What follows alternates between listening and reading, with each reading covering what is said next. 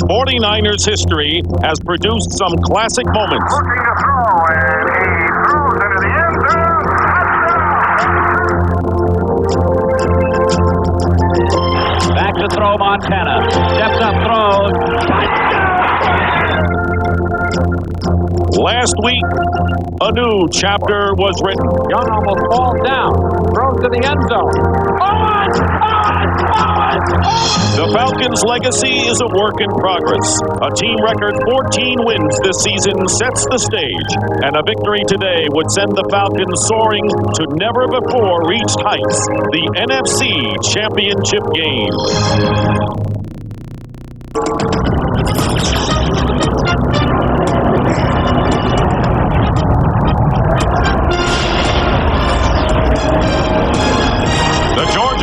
Expected to be noisy today as the Atlanta Falcons, in their first home playoff game in 18 years, take on the San Francisco 49ers in the third meeting between these teams in the NFC Divisional playoff. And welcome to the Georgia Dome in Atlanta, everyone. I'm Dick Stockton along with Matt Millen, and the burning question for the 49ers, unquestionably, after their dramatic victory against the Packers last Sunday, a short week for them, having to come east and having to play the Falcons, who have rested, have a bye, playing indoors on artificial turf. How do you size it up? Dick, I don't think there's any question that emotion has a lot to do with it because it's draining. And it's not the physical part, although that's a big part of it. As a matter of fact, in talking to Steve Mariucci this week, he said it was the quietest the plane has ever been. And when he walked around to see what was going on, he didn't see the usual, guys slapping around each other. He found them sleeping. So he knows it's a tired team. He gave them off Friday. He needs fresh legs and a quick start if he's going to win today. And Matt, the one thing that the 49ers are banking on is momentum from that Packer victory because they have the experience in these kinds of games. But in watching the Falcons in practice, they showed a confidence that belied the fact that they haven't been here in a while. Confident because they know they've beaten them once before, rested, ready to go. In fact, talking to their coaching staff, they said Tuesday, it was so physical, we had to slow them down. We couldn't let them leave their game on the practice field. Today's game, when they're on, Jamal Anderson, the running, and then the play action. And if they're going to win, Jamal Anderson will have a major impact on the game. So the Falcons at 14-2, having a franchise year, take on the 49ers in the NFC Divisional playoff, coming right up from the Georgia Dome here in Atlanta.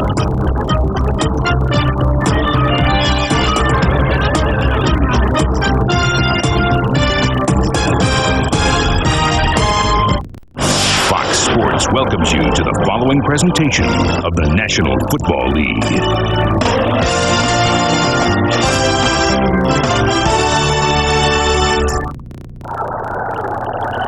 Back at the Georgia Dome, 71,000 fans, a sellout, and right now on the field, Jamal Anderson, the Falcons' great running back with Pam Oliver. Pam? All right, thanks a lot, Dick. Jamal, we both live here, and this town has gone crazy. How exciting is this moment for this team and the fans? It's a great time. It's a great time for all of us. We're really excited about being in this situation, hosting a playoff game. The dome is electric. The guys are really, really fired up. Happy to have everybody back. Coach Reeves being back here in a common opponent like the Niners.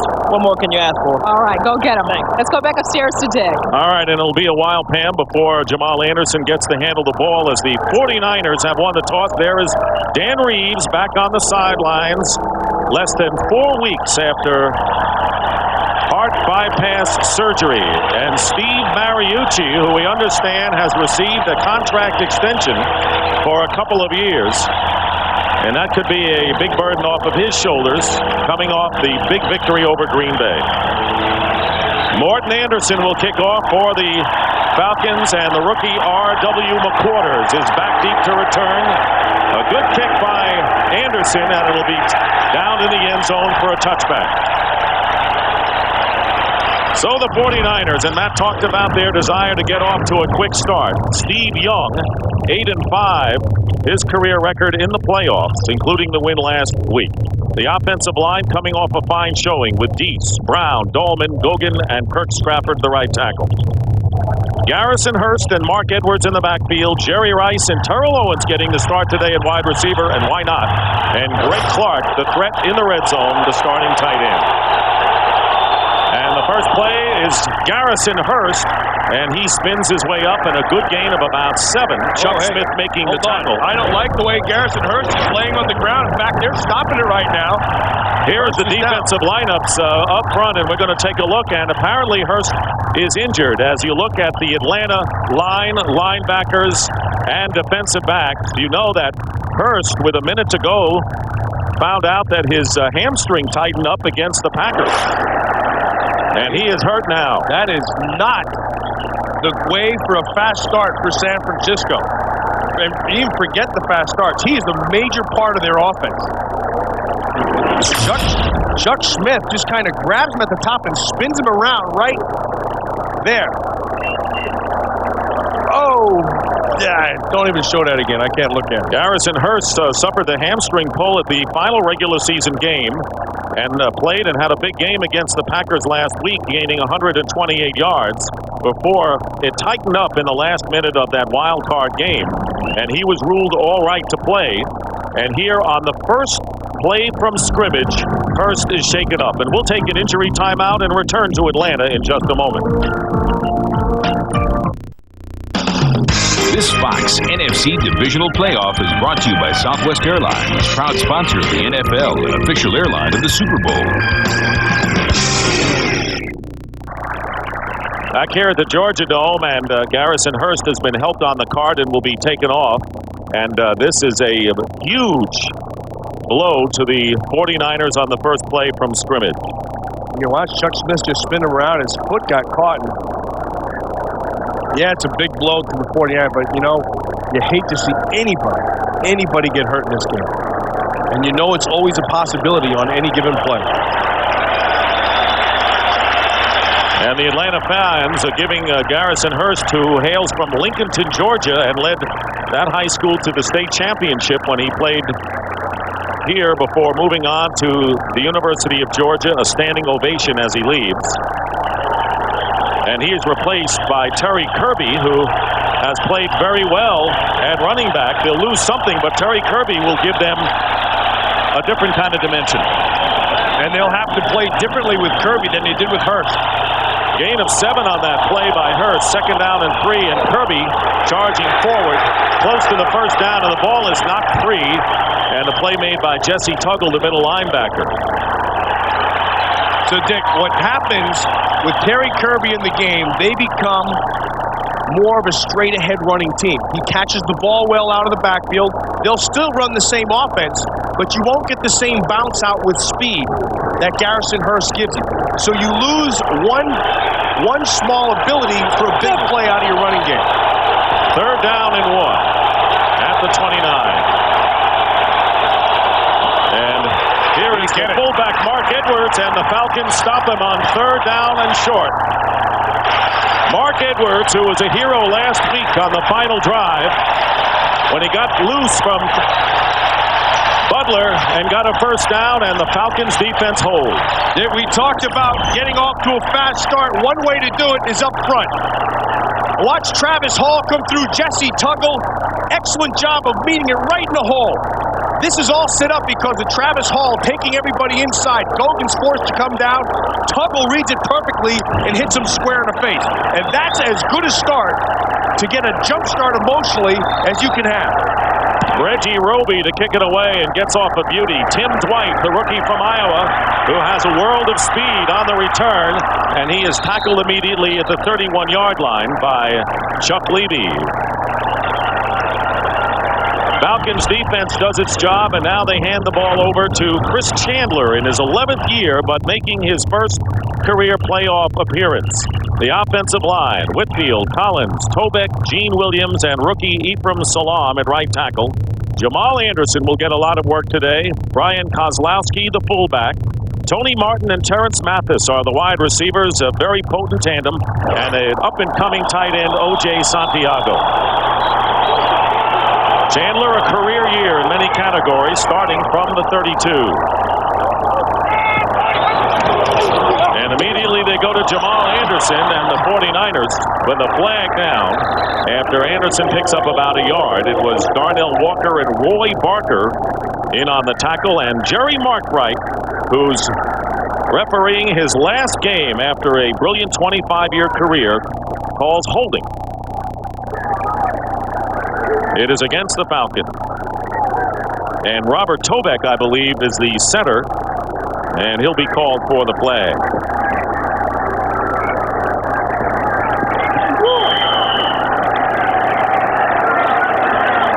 So the Falcons back to the 22-yard line. It'll be first down and 20.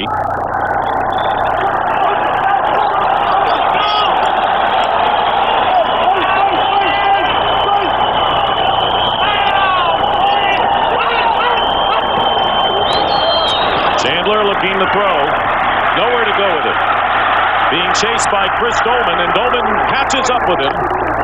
And it'll bring up a second down and long as a gain of only 2 on that play. Defensively for the 49ers, Dolman, Junior Bryant, Gabe Wilkins, and Roy Barker, but we'll be seeing a lot of Charles Haley. Ken Norton Jr., Winford Tubbs returns at middle linebacker, and Lee Woodall is the other backer. Marquez Pope and Darnell Walker are the cornerbacks, Merton Hanks and Tim McDonald the safety. It'll be second down and 18 now for the Falcons.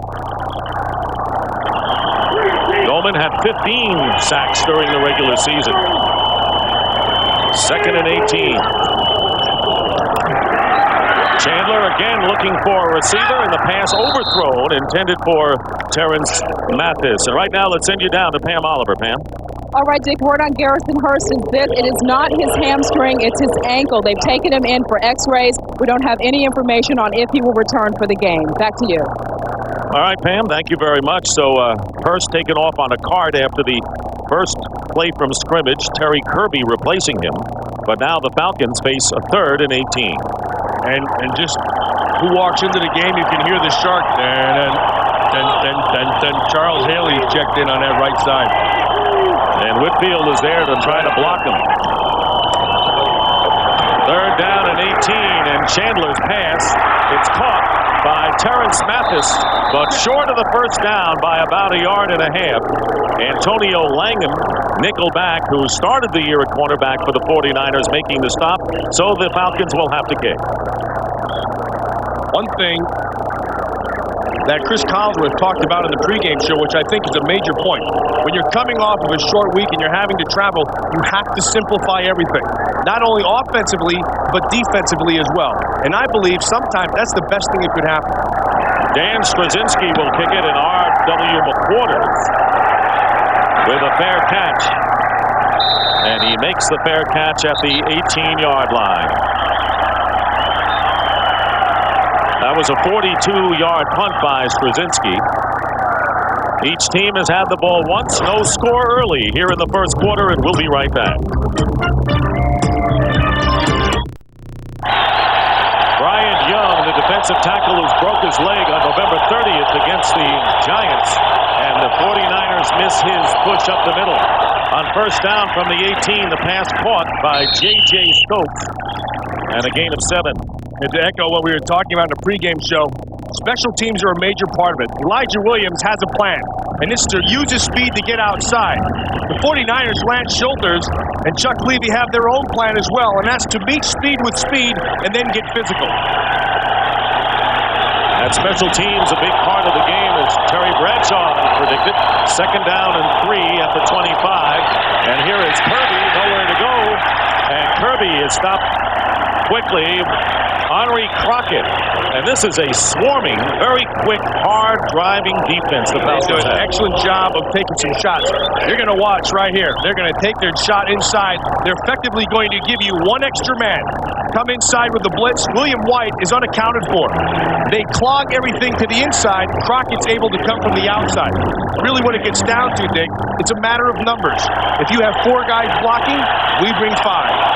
Terrell Owens has come in as the third wide receiver on 3rd and 5. Pressure on Young, has to get rid of it, and it's knocked away by Buchanan. Beautiful job by Ray Buchanan. Intended for Jerry Rice, and Buchanan will be shadowing Jerry Rice all afternoon.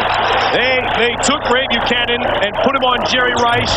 The last 2 times they played, here he is working inside. The advantage he has here is seeing the receiver and the ball. And so once he sees the break, it's all about reaction and breaking on the football. Buchanan played it perfectly. Jerry Rice, who caught only one pass against Green Bay, and that was a controversial one at that. So Reggie Roby will be kicking from the 6-yard line. Gets off a beauty. Tim Dwight back on the 26. Dwight turns the corner. Tim Dwight. And he gets into 49er territory. A return of 36 yards by the rookie from Iowa with James Williams bringing him down. Nick, he also did something important. Look at the crowd. He's got them in the game, something they needed very dearly.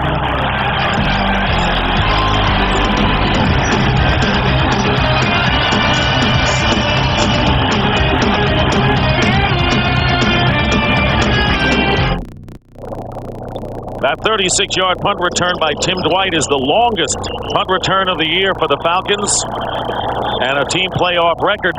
So the Falcons start from the 49er 38-yard line in a scoreless game with 9.5 to go in the first quarter.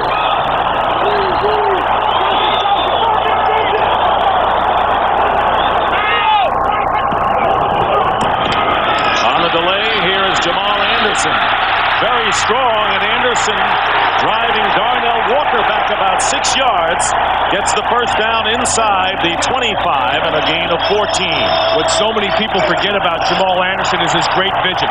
He has the feet, he has the power, he runs with a good shoulder and a good lean. But I want you to watch inside. See, this is all about eyes. Let him see things here. Now it's not there. You bounce it back out. Now watch the lean. Finish the run. Watch the pad level. Watch how he gets under. And then he just runs right through people. Tim McDonald said, you know, when he makes eye contact with you, you know you're in trouble. First down up to 24. Again, they go to Anderson. And this time, very little for Jamal Anderson. And right now, let's check in with Pam Oliver. Very bad news for the San Francisco 49ers. X-rays have revealed that Garrison Hurst has a broken left fibula. He will not have to go to the hospital, but obviously will not return. Back to you, Dick. That is not the way the 49ers had envisioned the start here after a restful day yesterday. They wanted to jump out quickly on the Falcons, and now they've lost. Yeah, it looks like Steve Mariucci was just getting the information right there. And you're watching Terry Kirby. It looks like he's got a little bit of hitch in his kid along too. Second down and 8.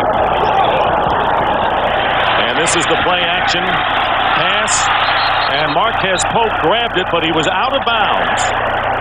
So it'll still be Atlanta ball on a pass that was overthrown, intended for Mathis. That's the recipe. Actually, he threw that ball without really looking. That's not a good job by Chandler. And they need him to play the way he can play from beginning of the game all the way through. He's got to settle himself down because, frankly, he didn't play well the last time they played this game here in the Georgia Dome. Made a big throw at the end of the game, but they need him consistent from beginning to end.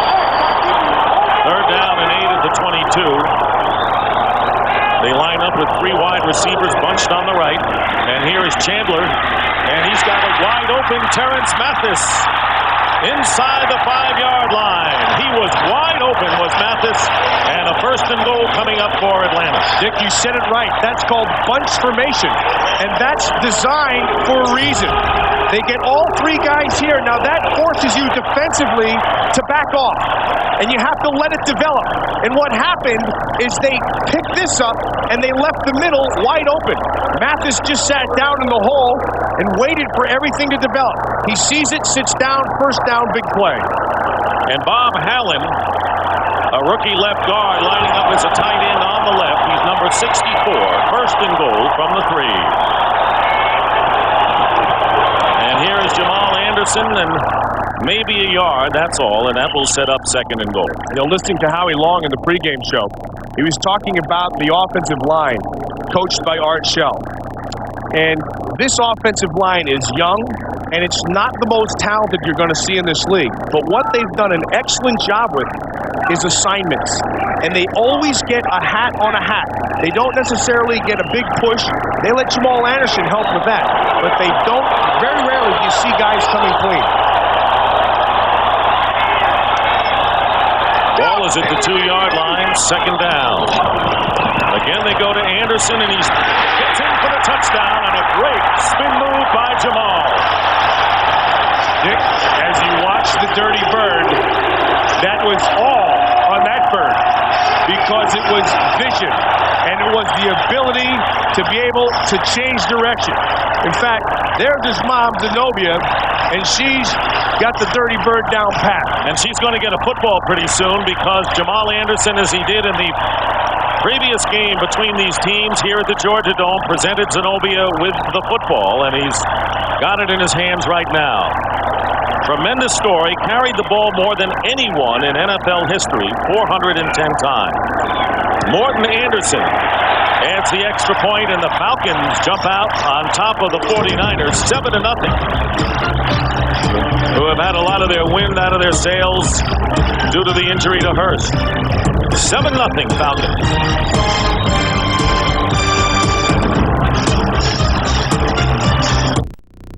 This Fox NFC Divisional Playoff is brought to you by the new Dodge. It's about change. By Visa, the preferred card of the NFL and Super Bowl 33. It's everywhere you want to be. By IBM, are you ready for e-business? And by Gillette Mach 3, the first triple blade razor.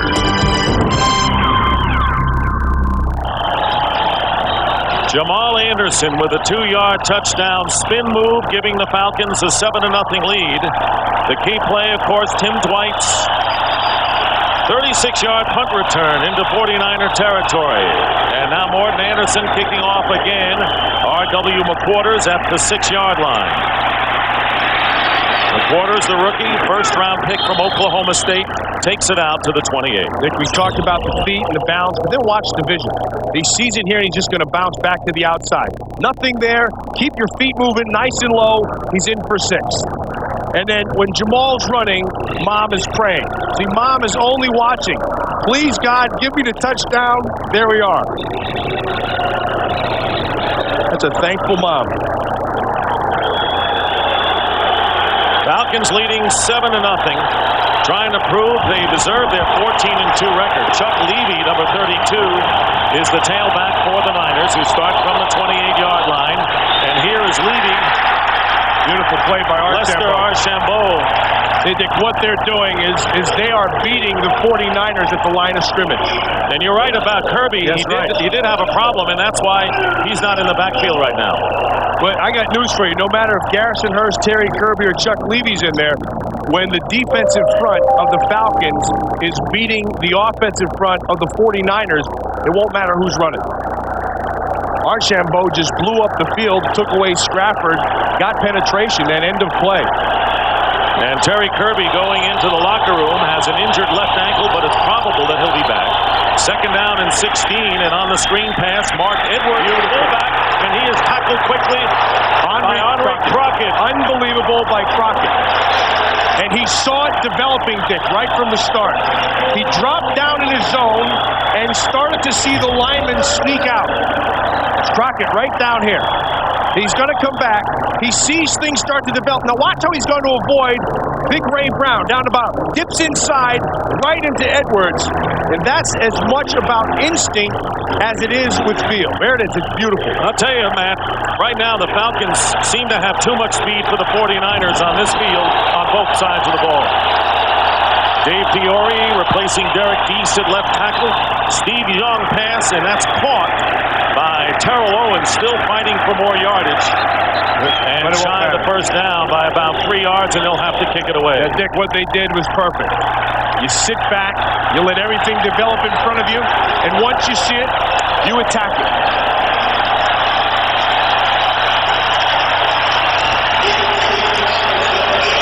So Reggie Roby on again to kick it away.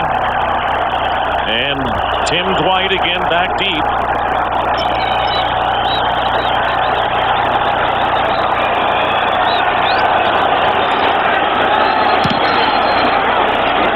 Booming kick by Roby. Dwight at the 15. And it's Mark Edwards who wrestles Tim Dwight down before he can get away. 49-yard punt. And only a yard return. The Falcons with the ball and the lead when we come back. Wow, you're actually killing me, man. I'm trying to get my game face on. You up here singing. I believe I can fly. Dan Reeves back on the sideline. And while he was gone and not coaching this team, Rich Brooks, the defensive coordinator, coached the team from upstairs where he is today, assistant head coach and defensive coordinator and the former head man of the St. Louis Rams. Falcons with a lead and a first down on their 16. Tim McDonald walked up for your 8-man. In fact, he's coming. And the give is to Jamal Anderson, and Anderson goes nowhere as Lee Woodall, the linebacker, holds him to no gain. Well, tomorrow's divisional playoff game on Fox. That matches the Minnesota Vikings 15-1 against the Cardinals, who defeated the Dallas Cowboys in Dallas. Jake Plummer, an emerging quarterback star, and Randall Cunningham. How do you look at that one? Well, I think you have the big playability of Minnesota. That's been well documented. But the X factor is Jake Plummer. Do they have as talented a team? No, I don't believe so. But Plummer can make plays, and they're going to need all of them. 2nd and 10. Again, Anderson.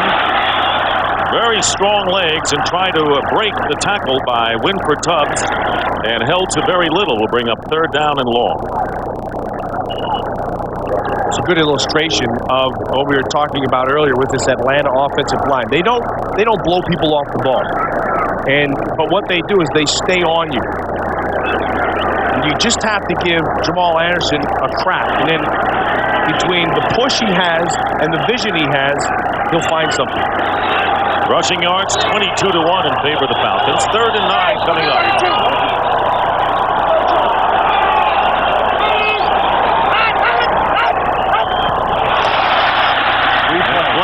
A free play as the pass is caught by Tony Martin, and that'll go as a first down as the 49ers had jumped, and a gain of 20 yards to Tony Martin, who does have playoff experience, having played in the Pro Bowl, the Super Bowl with the Chargers a couple of years ago. That's a nice job, Chandler. Offside, defensive, right end, penalty decline. First down. They, of course, declined the penalty. Now watch Chandler. It's an excellent job with the hard count. And then he got Junior Bryant to jump inside. And then you have a free play. And a great job of the offensive line of giving him the pocket to step up in so he's allowed to see outside and make the throw. Just get back, Robbie, Chris. First down at the 37-yard line. The Falcons leading 7-0, undefeated here at the Georgia Dome this year.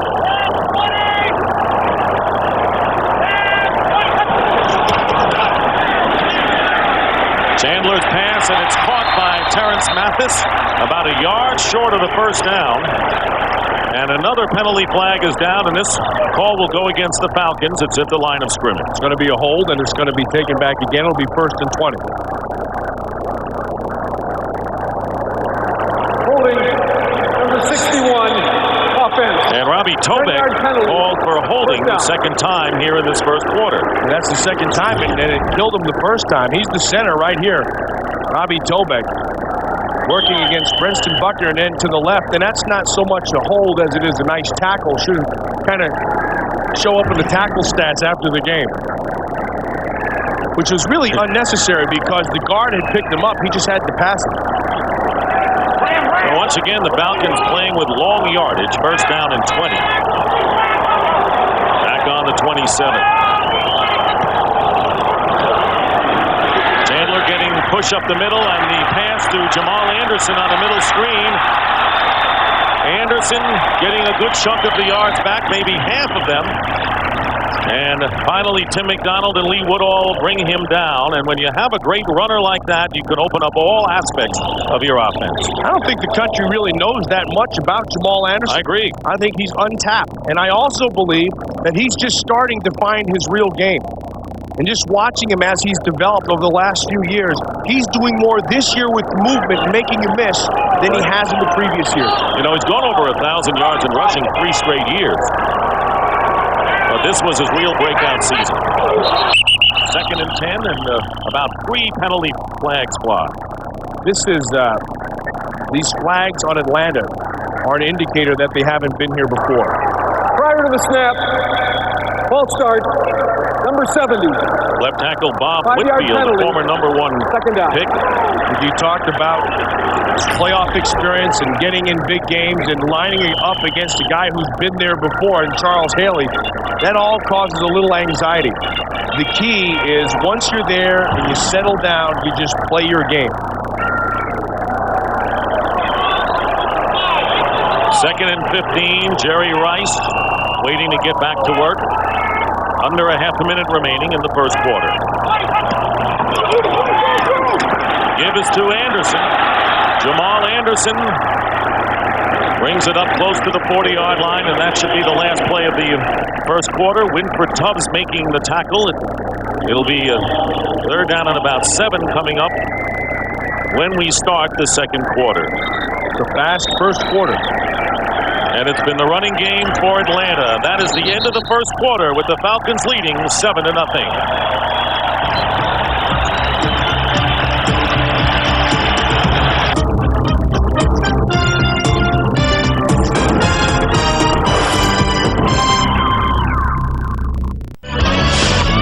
I've had all Madden fever for 16 years, and that man there had all Madden fever so bad they had to put him into the All Madden Hall of Fame. In fact, Charles Haley is the first active Hall of Fame member to be playing. That's why he can practically come off the street at age 35 and contribute in a big game. There's another one who can be on any team, Brian Young. Start of the second quarter, Dick Stockton, Matt Millen, Pam Oliver. Third down and 7 for the Falcons on the 40-yard line. Pressure coming up the middle, and the pass is caught by Tony Martin, and that'll be a first down right at midfield for the Falcons. Well timed to Tony Martin, and he and Mathis were one of the more potent tandems in the NFL this year. Watch how he does it. The anatomy of running the route. Drive him, watch his hips. You flip the hips, know where the first down marker is, get there, and the ball will be there. The ball's thrown before he breaks. The key is getting that corner's hips turned. Then you make your break. Former Dolphin and Charger, there is Mathis, who began with the Jets. First down at the 50. Jamal Anderson, and gets maybe 2. Junior Bryant in the middle making the tackle for the 49ers. Yeah, and also Tim McDonald right there. Yeah, Tim McDonald is one of my favorite players in the National Football League. Much like Charles Haley, from the neck up, he's as good as there is. He has kind of assumed the role of what Ronnie Lott was here a few years ago. You watch him. See, this is just instinct. He sees it. He walks up. You have 1, 2, 3, 4 guys. Now you have your 4th up there. And it becomes a matter of numbers. He understands that as well as anyone in the league. Really a 4th linebacker for the 49er defense. Brings up second down and 8. Chris Chandler getting some time, and he drills it. First down, Terrence Mathis inside the 40-yard line. So Mathis and Martin both contributing. Both began their NFL careers as draftees of the New York Jets. Dick, this is against what's called the cover 2, when both those safeties are sitting deep. So you have to occupy a safety if you're going to run the in route, which is what they did to Tim McDonald. They occupy him, and then they bring Mathis in back underneath, and the ball's open because there's a lot of pressure on your corner. So by having McDonald play up toward the line, it opens up the passing lanes. Atlanta in a first down shutout thus far. From the 37, they go to Jamal Anderson. Nothing outside. And a second effort by Jamal gets him about 4 more yards than he deserved. And Darnell Walker finally makes the stop. You know, Dick, there was a recent article in Sports Illustrated about Jamal Anderson. And he kind of came off maybe a little arrogant. And at first sight, you would think that he has that. And he does. Because he's been around a lot of big-time people his whole life. The Muhammad Ali's, the Mike Tysons, the Sugar Ray Leonard, all those guys, he's been around. And he understands the mental part of it. But when you get to know him, he's not that way at all. In fact, he's always jiving and kidding and messing with you. Likes to needle people, and he'll take it. 10th play of the drive. Anderson with 20 more yards rushing than the entire 49er team, but the 49ers defense finally catches up with Chandler and a loss of 8 yards, and it was Shane Bonham who was inactive last week, and he gets the sack on Chandler. Yeah, and also Brenston Buckner, but they should turn around and kiss their secondary because there was no place to throw that football. Chandler went back and looked down to his left, and he's waiting for somebody to come clear. Then Buckner was able to come through, and then Bonham finished it off. But it all happens because of the secondary play. And once again, Matt, the 49ers putting the Falcons in long situations. 3rd down and 17.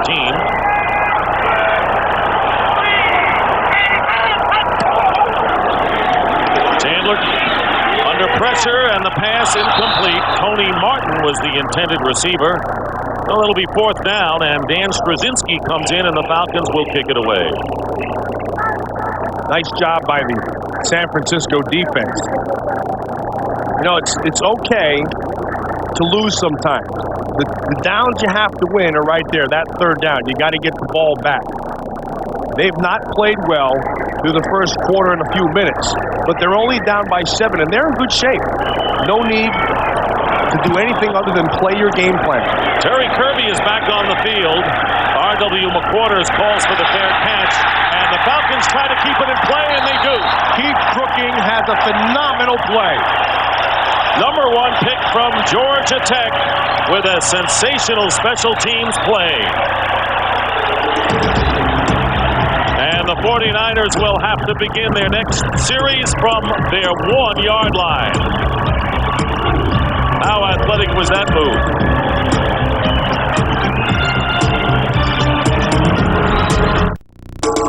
This Fox NFC Divisional Playoff is brought to you by Chevy.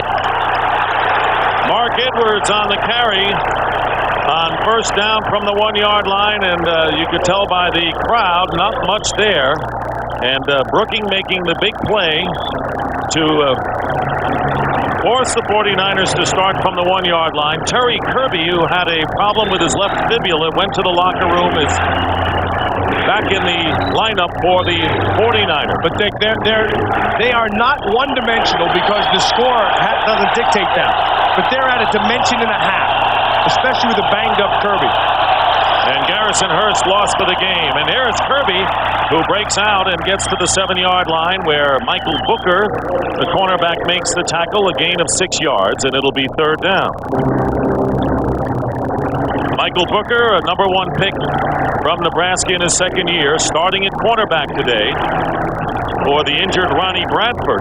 I think this game is being dictated by the down 4 people of the Atlanta Falcons, because they, in this early part of the game, have gotten the better part of the San Francisco offensive line. They've beaten them to the punch more often than not. 3rd and 4.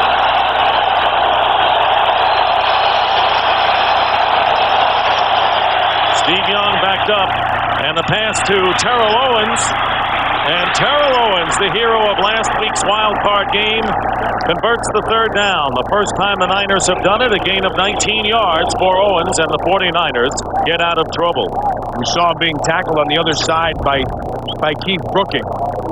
They're going to give it the look like they're going to be in a man-to-man with Fuller up, and then they turned it over into the zone. And then it's just a matter of having the time by Steve Young and allowing Owens to run through those zones. If he gets matched up on a linebacker, that's advantage San Francisco. At the 26-yard line, Steve Young ad-libbing, taking off, and is hit by Jesse Tuggle, and he got him high, and a gain of about 3 or 4 yards that time. Steve Young is going back looking to his right. He's trying to find somebody, but it also looks like Steve Young is saying, look, I don't care which way this game's going. If I got to win it with my legs, we'll do that.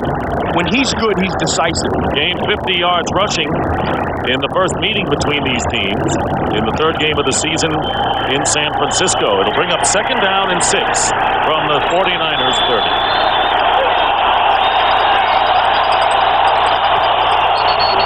Is down, and Young's pass to Jerry Rice, and it's caught short of the 1st down. Ray Buchanan put the hit on, but there's a penalty marker down at the line of scrimmage. Ray Buchanan is the Falcons' False start, number and 76. that'll nullify that completion to Rice. Penalty against San Francisco. 2nd down. Ray Buchanan's another one I don't think the country really knows that much about. Ray Buchanan is their A player on defense. They got a couple of B pluses, but he's their A. And you see what they think of him by the fact that they're matching him up with Jerry Rice. Jerry Rice has been a killer in these games against the Falcons. Oh, He's had a career against this Atlanta team. 2nd and 11. 29 touchdowns. And the pass on the slant complete to Terrell Owens. Owens still driving. And his forward progress will lead him about 2 yards shy of the first down as Jesse Tuggle and Lester Archambault combine to make the play. I think that is the staple of the 49ers, that play right there. They'll take their tight end as they're going left to right. They'll take the tight end on the left side and run him out. They try to get the linebacker to move, and then they bring their wide receiver, and they come right back. You watch. They'll do this, and then come back inside. They're trying to get movement, and this is what they're trying to open up. They've been doing that since Bill Walsh put it in the late 70s, early 80s. And especially to number 80, Jerry Rice. 3rd down and 1, 3 wide receivers, and the pass incomplete. Stokes got one hand on it, and there was big-time pressure put on by Cornelius Bennett on Steve Young. I think Michael Booker may have had one hand on it, too, on the receiver. That ball was thrown out, and Booker's best when he's working up and can get his hands on you. That's a bad job of not getting his hands on at the line of scrimmage, but I believe he may have gotten, Steve Young thing, throw the flag, because I believe he may have gotten the other hand on him when the ball was being thrown. That's 2 hands on him. Reggie Roby to punt again, and Tim Dwight back deep. Roby gets off another beauty, and Dwight calling for the fair catch at the 17-yard line. Falcons still leading 7-0. This Fox NFC Divisional Playoff is brought to you by Chevy S10, like a rock. By Burger King, where you can have the delicious king of fries. Burger King, when you have it your way, it just tastes better. By UPS, moving at the speed of business. And by The Thin Red Line, the most anticipated movie of the year. Limited engagements now playing Friday everywhere. 7:35 remaining in the second quarter. The Falcons lead 7-0. That's Dr. Charles Harrison, the Falcons team physician, and there is Dan Reeves. Dr. Harrison not very far from the head coach, back on the sidelines today. First down from the 18-yard line. Jamal Anderson following the blocking up front and picking up about 6 yards on the play. Tubbs and Woodall making the stop after a gain of 6. Jamal Anderson is looking for flow. And he's going to look for these guys to stream to the football. And then once he sees everybody commit, now he's going to come right back inside. You keep your eyes on a guy like Junior Bryant. Junior Bryant is right now probably their best defensive lineman. And as he works down the field and a good job of washing him down, Jamal Anderson will cut back off of him. 2nd down and 4. And here is Jamal Anderson again, and he breaks through. Gets the first down to the 35. Burton Hanks making the tackle, and a gain of 10 yards for Jamal Anderson, who broke from the pack. Now, I want you to watch just what we were talking about. We're going to put it on the clicker. It's a good job. Watch how all these linemen get on somebody. And see, they don't get much of a push, but they have a hat on a hat. And then he has to make a decision of to use his eyes now. Just find the crack and push it.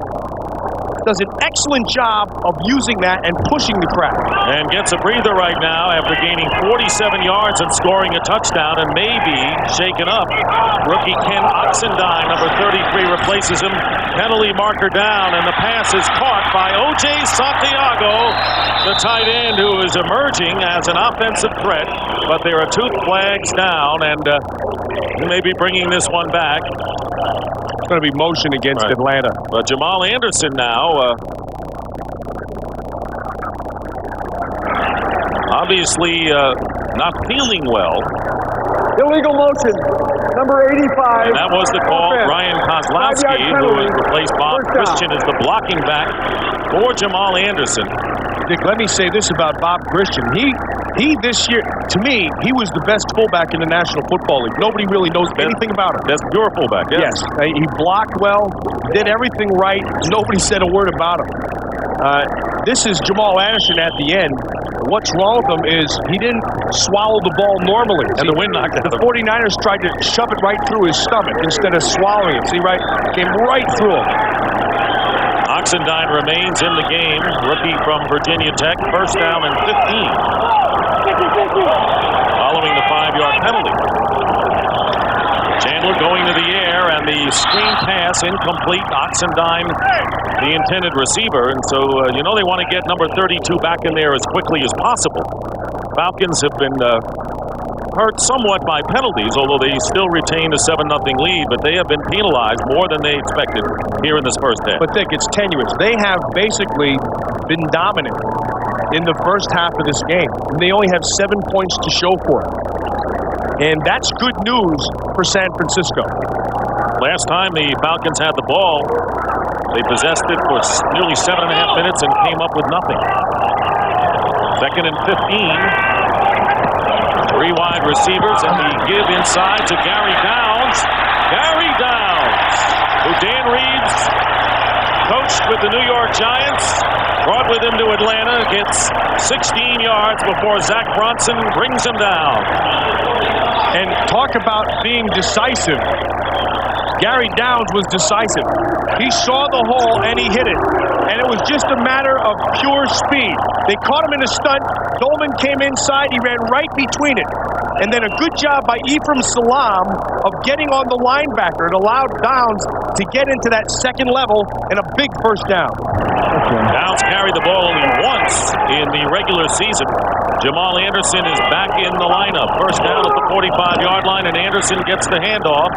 And it's Tubbs right there to greet him. Not much. And that'll bring up the second down. NFC Divisional playoff, the Atlanta Falcons, 14-2 on the year, winning their last 9, meeting the San Francisco 49ers for the 3rd time this year. They split the previous 2, and the Falcons are leading 7-0, and it's been their defense that has been the story thus far. And you can see the 49ers held to only 61 total yards. And 1 first down. Second down and 8.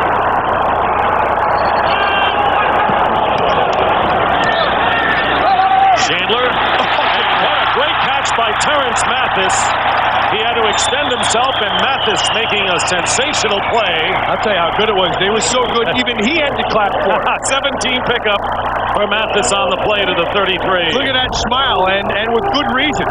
He's going to break to the inside. The ball's going to be thrown to the outside, and pure hands. Darnell Walker thought he had himself a play, maybe a pick. And in the end of this play, we mentioned, it was so impressive that when he was down the ground, heck, he clapped for himself. As well he should. It's tough enough to make the catch, but have a defender knock into you. Yeah, he's fired. That's good. You know, when you can have fun when you're playing, it doesn't get any better. And it looks like the Falcons do. That was a 19-yard gain. And here is Jamal Anderson. Anderson with 1 defender. And Merton Hanks tries to push him out. Touchdown, Jamal Anderson. He just ran right through Merton Hanks. What an effort at the end of that play. From the stiff arm to the awareness of knowing where the cone was, and then launching himself, understanding that the ball has to cross the plane regardless of where his body is. He takes it inside, and it's 6 points. USA, America, welcome Jamal Anderson and his mom to stardom. Gordon Anderson to try to add the 14th point for the Falcons. And the kick is good, and if there are some doubters as to whether the Falcons were as good as their record, you're getting an idea now. The Falcons now open up a 14-0 lead over the 49ers.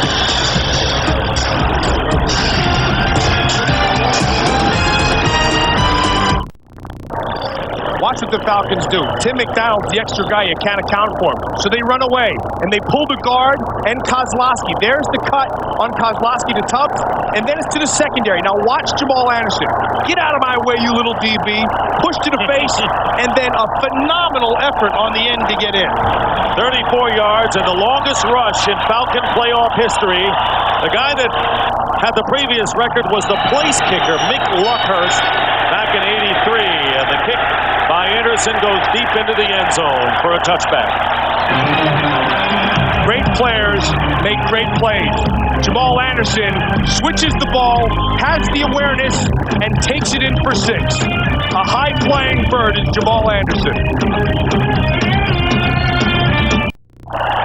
Jamal Anderson and the man he beat to the end zone, Merton Hanks, 14-0 in favor of the Falcons.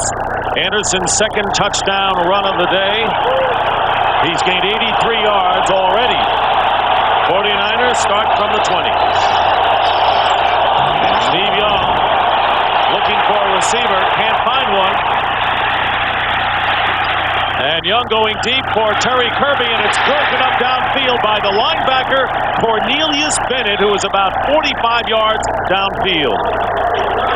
You know, what is so beautiful about that particular play was Cornelius Bennett had been beaten, and he knew it. And he turned and he ran as hard as he could. And watch his eyes. See, he looked back inside. That's a mistake. Now he stopped. Now he knows he's beaten. Watch him run, and he looks at the head. He's looking. When Kirby looked, he looked. And only because of the discipline and remembering what you have to do you make that play. Former Buffalo Bill has the most playoff experience of this Falcon team. And we have movement in the line and a lot of pointing going on between Antonio Edwards, the Falcon defensive end, and Derek Deese. Without Garrison Hurst, with a banged-up Terry Kirby, and down by 14. Now you start to have to lean more on one dimension, especially at the 3-minute mark in this second half. Flag is thrown. Neutral zone infraction. Number 90-70. Defense. 5-yard penalty. Second down. Calling it on Cornelius Bennett. And that'll be a 5-yard penalty. It'll be 2nd and 5. It looked like Antonio Anderson kind of jumped the gun a little bit, but apparently it was on Cornelius. Now he just changed his mind and said it was Edwards. And it's difficult to hear the microphone by the referee, Jerry Markwright. Huge edge for the Falcons in total yardage. 2nd down and 5 at the 25-yard line, and the pass nearly intercepted by Eugene Robinson, intended for J.J. Stokes, and a flag is down. So a penalty marker down as Stokes downfield, and they're going to call this against the Falcons. Pass interference, number 20. And Michael Booker called for pass interference will give the 49ers a first down at the 41. Remember, you can get your hands on him for 5 yards. Get your hands. I missed him. Now he's going to run with him. Now there's some jostling back and forth, and that's a bad call. Now let him play. Now one guy who wasn't going to make sure if it was a good or a bad call was Eugene Robinson. Watch the eye. He sees it, get to the football, try to make a play. 16-yard penalty against the Falcons, first down, and here is Steve Young, fires the ball, and the pass is ruled incomplete, intended for Clark. It was Greg Clark, the tight end, and it was Shane Dronette who put big pressure on Steve Young, slow getting up. We got things flopping all over the place. We got quarterbacks going down, balls being thrown late, helmets flying off one side, guys diving. This game is turning into a humdinger. Watch Travis Hall at the bottom of the pile. His helmet gets ripped off by Dahlman. Young gets the pressure from Dronette and has the presence as he's falling to throw the ball. I think it's getting mean out there a little. Now, that's life in the National Football League. Look at the great facial expressions by the youngster. And the 49ers are calling a timeout with 2:45 remaining in the first half. Steve Young under pressure from Shane Dronette, the former Bronco, who's having his best year. He hasn't been sacked, but he has been hit and hurried several times already. And he's trying to walk off a little bit of a bump. You know, talking to Steve Young prior to the game. You know, he's a quirky guy. He's one of my favorite guys. I played with him, and heck, he ate dinner at my house all the time, and so I have an affinity for him. But one of the quirks he has is he hates AstroTurf, and he carries and travels his own dirt. And he has it on the sideline, and he likes to rub the dirt in his hand because he says, I hate plastic. but there's something good about the feel and smell of dirt. As long as he doesn't put it in his pocket. Yeah, he can do that too. It won't matter. He just wants it on his hands. That can get messy. There's some of those dirt right there in those cups. And he'll take that and rub it in his hands. That's all right. Whatever it takes. You know, if you think you need dirt, have a whole field. Or if you want your legs to get taped up, you do that too, don't you? You have to. You know, big games require big things. 49er timeout. They have 2 remaining. 2nd and 10 at the 41. Steve Young.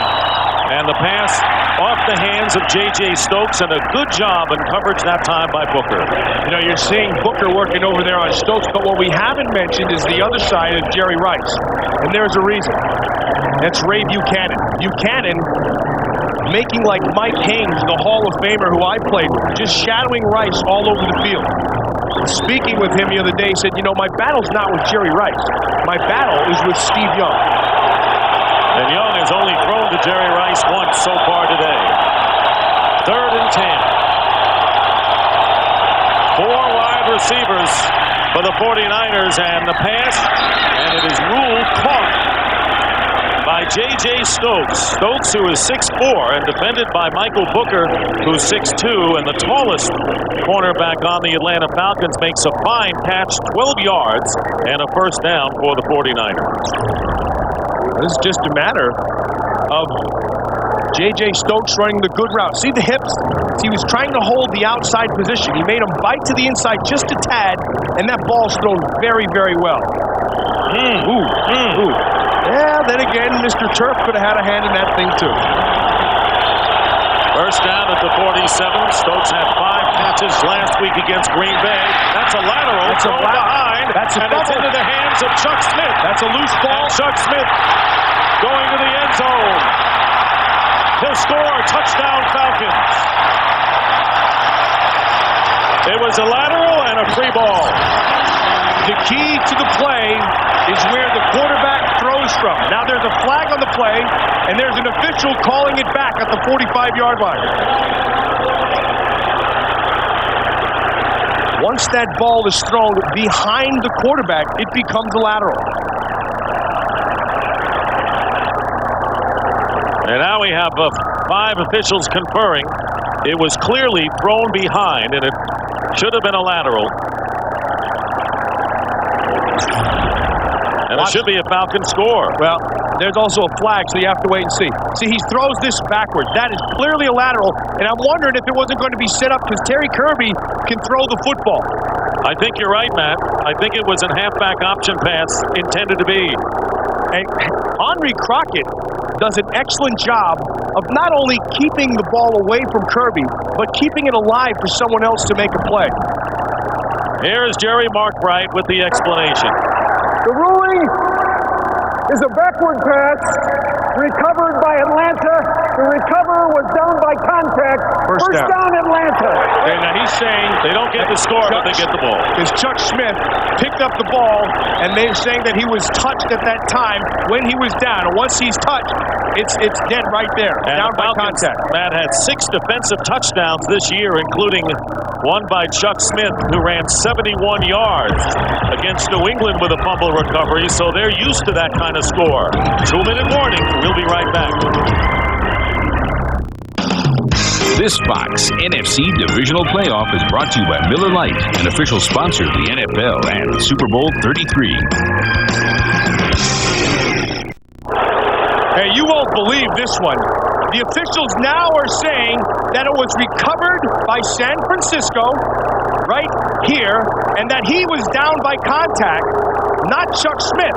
So instead of not only not getting the ball or the touchdown, they're saying San Francisco has the ball at the point of the recovery. He had no possession at all. There's the lateral. It's a free ball. Now he has to get the ball back. No possession. Now they're saying that is where he was down by contact, which is a complete farce. The ball is down. He doesn't have possession. This is unbelievable. In a year where the officiating has been so scrutinized and blatantly wrong, this one takes the cake.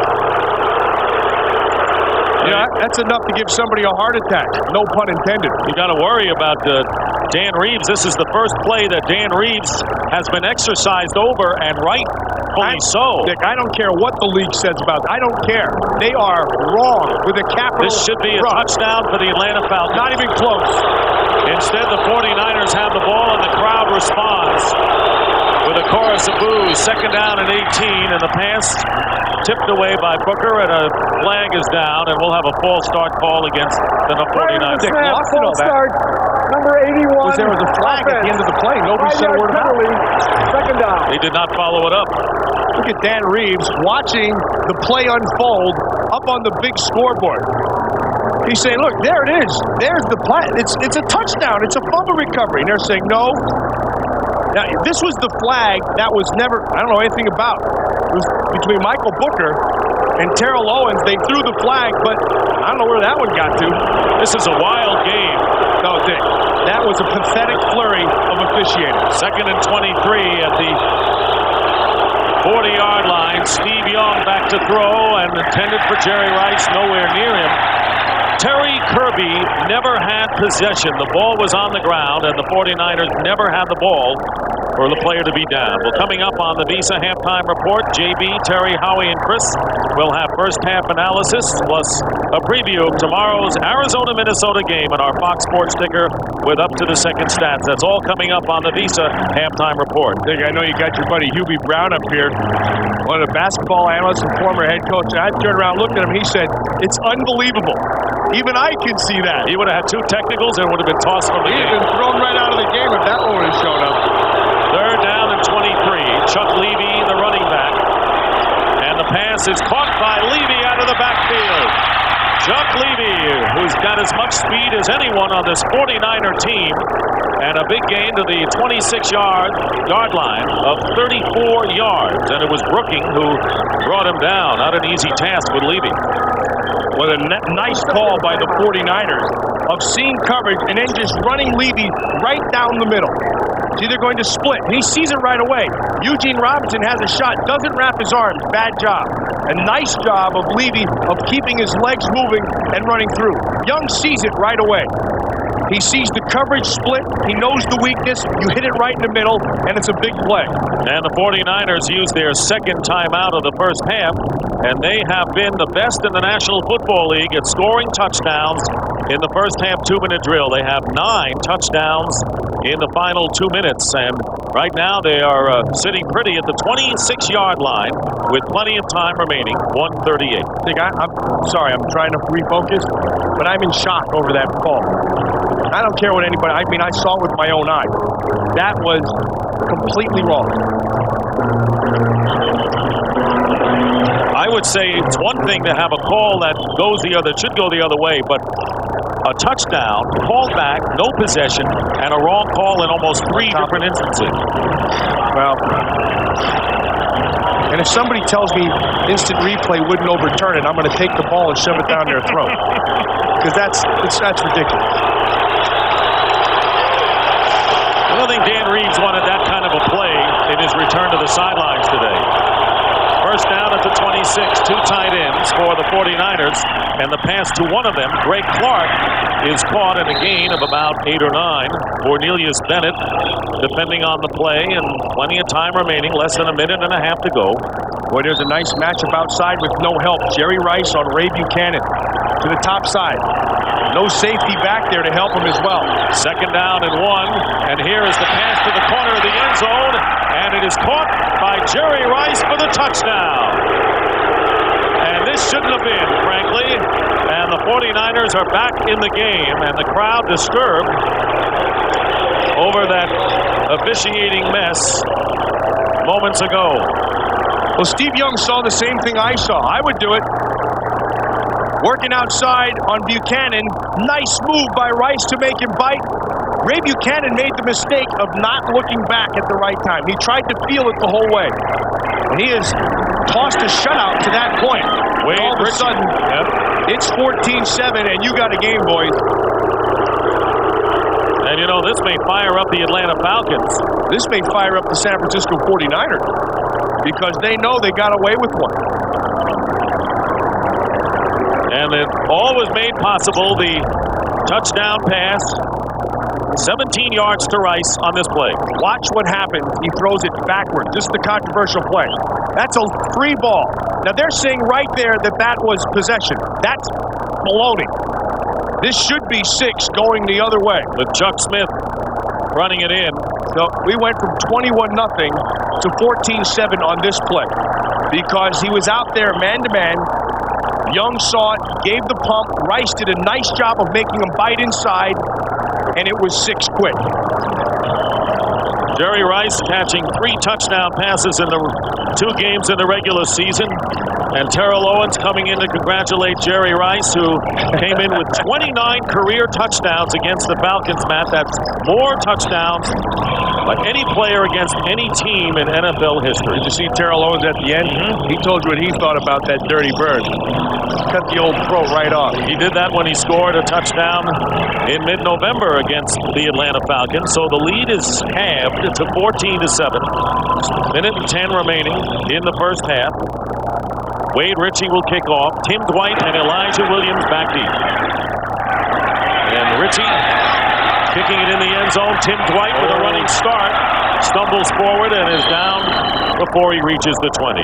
Dick, that was an excellent play by Zach Bronson because the middle was wide open. And if he doesn't make him trip up, Tim Dwight might still be running.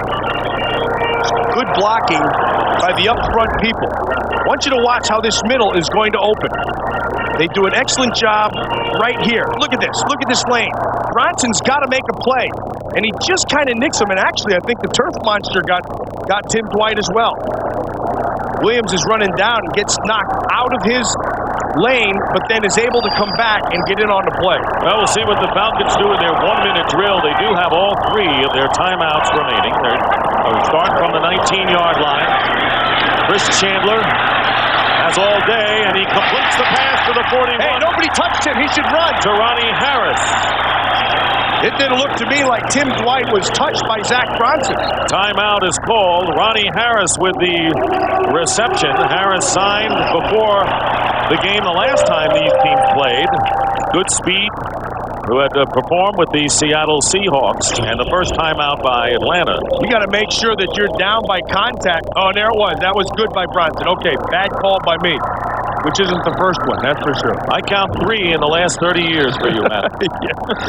That's not a bad percentage, you know. I have seen where guys have made a catch and defenders are standing there like, I can't believe you made the catch, and they get up and run and give up a big play. Awareness, the same awareness that Jamal Anderson had, knowing where that cone was to get in.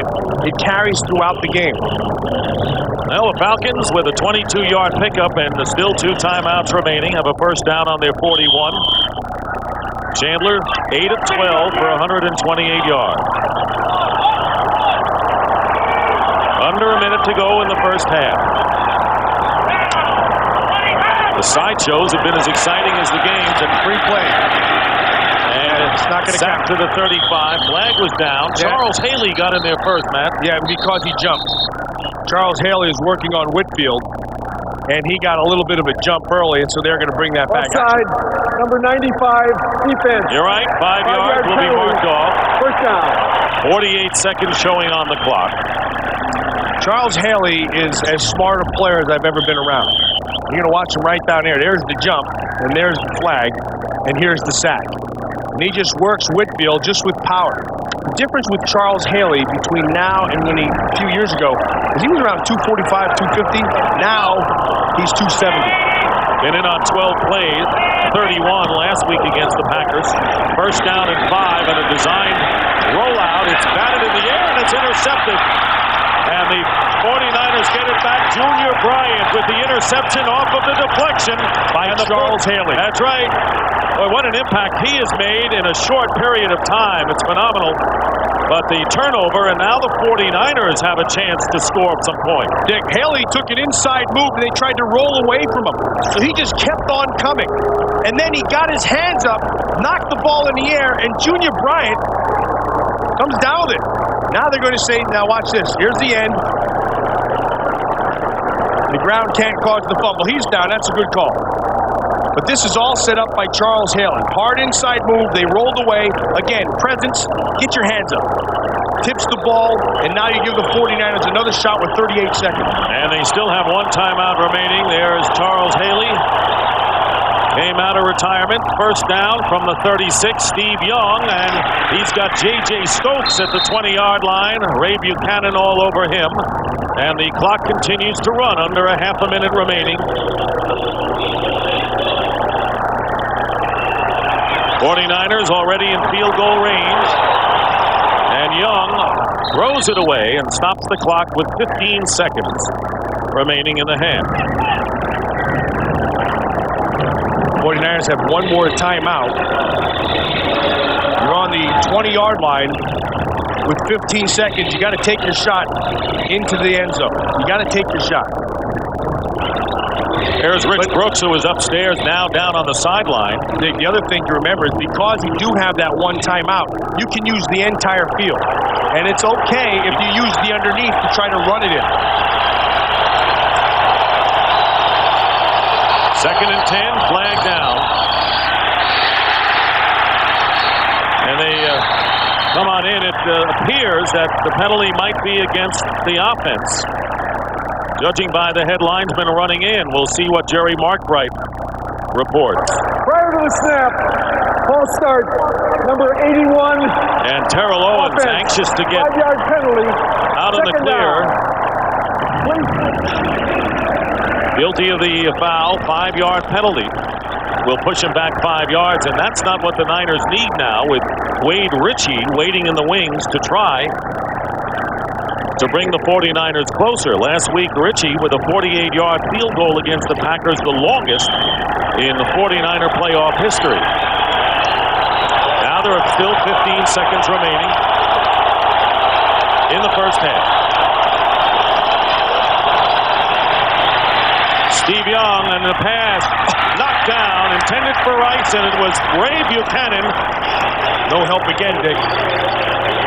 Rich Brooks is saying, Ray Buchanan, we think you're good enough to handle him by yourself. Now there's going to be a safety sitting inside, which is why he's holding the outside. And now he's going to break. Ooh, nice job actually by Rice of knocking that ball away. The transition game, Rice went from receiver to defender to make sure Buchanan doesn't come down with it. But now, Matt, even with one timeout remaining, they would have to go to the end zone right now because they could risk the time running out with 10 seconds to go if they go underneath. Right. Third down and 15. Pump fake by Steve Young, and he's going to run it. And is tackled. 2 seconds, and they'll get a chance to try the field goal with 1 second remaining in the half. Bennett made the tackle, and one more delay, and that would have ended the 49ers' chances. But Wade Ritchie comes on to try to bring the 49ers to within 4. Good coverage all around the field, and that's what Young is looking at. He tries to pump, it wasn't there. Then he realizes he's got to do something. And actually, he should have just thrown that thing away. He got lucky because it was down to 1 second. There's no way to know when you're, being Crazy Legs Hirsch to know where the heck that clock is. Unless it's on the ceiling. Right. 35-yard field goal attempt coming up. Ty Detmer will be the holder, and Wade Ritchie will attempt the field goal. Well, a controversial play nullifies a Falcon touchdown, and a turnover gives the 49ers a chance to add 3 more. 36-yard field goal attempt by Ritchie is good, and that'll do it as the 49ers, who could have been behind 21-0, now trailed by 4. That's the end of the first half with the score. The Falcons 14, the 49ers 10. Fox NFL Sunday will continue. JB, Terry, Howie, and Chris, the Visa halftime report coming up in just a moment. Welcome to the Visa halftime report. Visa, the preferred card of the NFL. It's everywhere you want to be.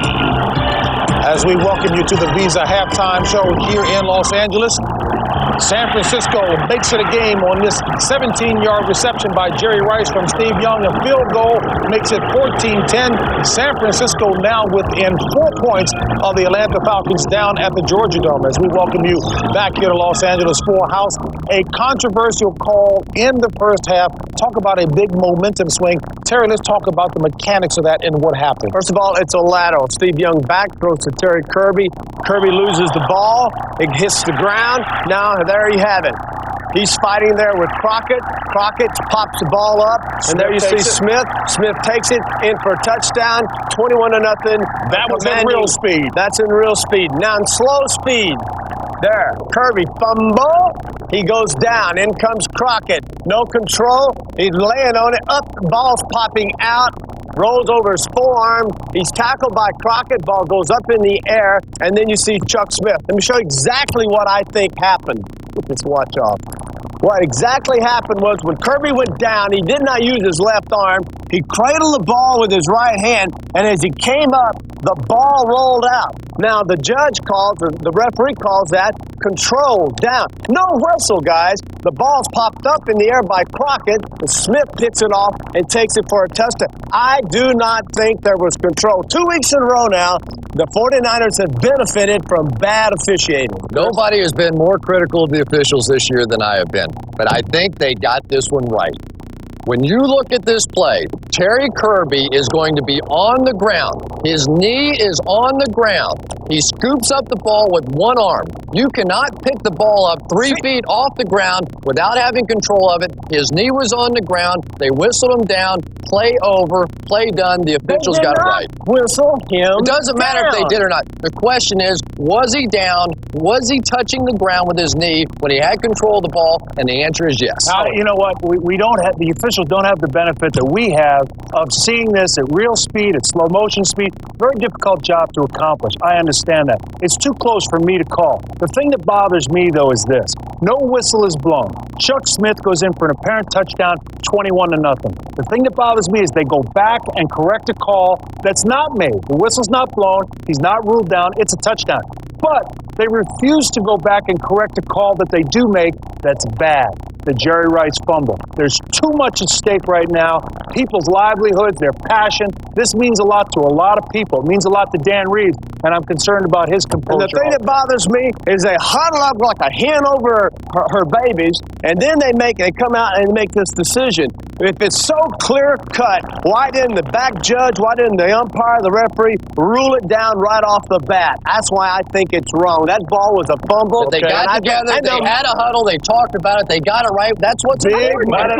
That's what's big momentum shift indeed. Now, let's talk about the second half. San Francisco clearly without Garrison Hurst out with the broken leg. Momentum shift is now gone to San Francisco. What happens second half? I'll tell you what, the 49ers, I'm sure, are jumping up and down. It's 11 o'clock on the West Coast. They have finally woken up. The wake-up call has come. The defense got caught doing what? Worrying about a call that was blown or they perceived to be blown. If I'm the Atlanta Falcons, I'm in that locker room and I'm banging off lockers. I'm madder than hell, and I'm coming out with fire breathing out of my mouth. I just think the 49ers have to get back to their style of offense. They're back in the football game now. Go back to their ball control, short passing game. They've been trying to get the football down the field. They can take advantage of this Falcons secondary underneath. I'm not so sure that Jerry Rice is the guy against Ray Buchanan. Terrell Owens, J.J. Stokes in the second half. Yeah, they took advantage of the underneath coverage last week in Green Bay, got zero for it until the very end when they threw the 25-yard touchdown pass, and that's the way I thought they had to win this football game. But right now, the key here, Atlanta, forget it. Come out. You still got to win. Forget about the bad officiating and come back and take control. For those opposed to replay, this is why they are opposed, because it sparks this kind of passionate discussion. Dan Reeves, cardiologist, has got to be concerned unless he sees more of these touchdowns by Jamal Anderson. Second half with Dick and Matt coming up after this.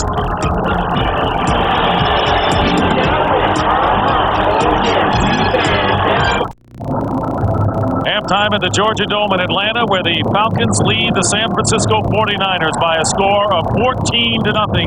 And hope you've been on the internet to play You Call It all season long. And the grand prize winner of the You Call It game is Ralph Hughes of Jasper, Indiana. Way to go. Congratulations to Ralph. Enjoy the game.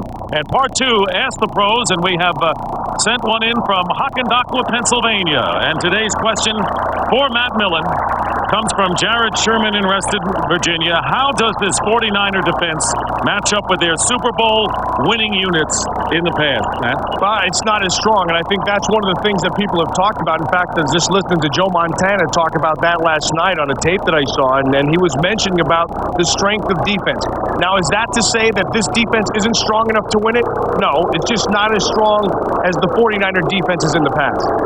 And they don't have Ronnie Lott, and that's a big minus for them. So we'll be back to talk about the first half. This was the controversial play. Terry Kirby, was he down by contact? Did he have possession? So many questions, and we'll be back in a moment.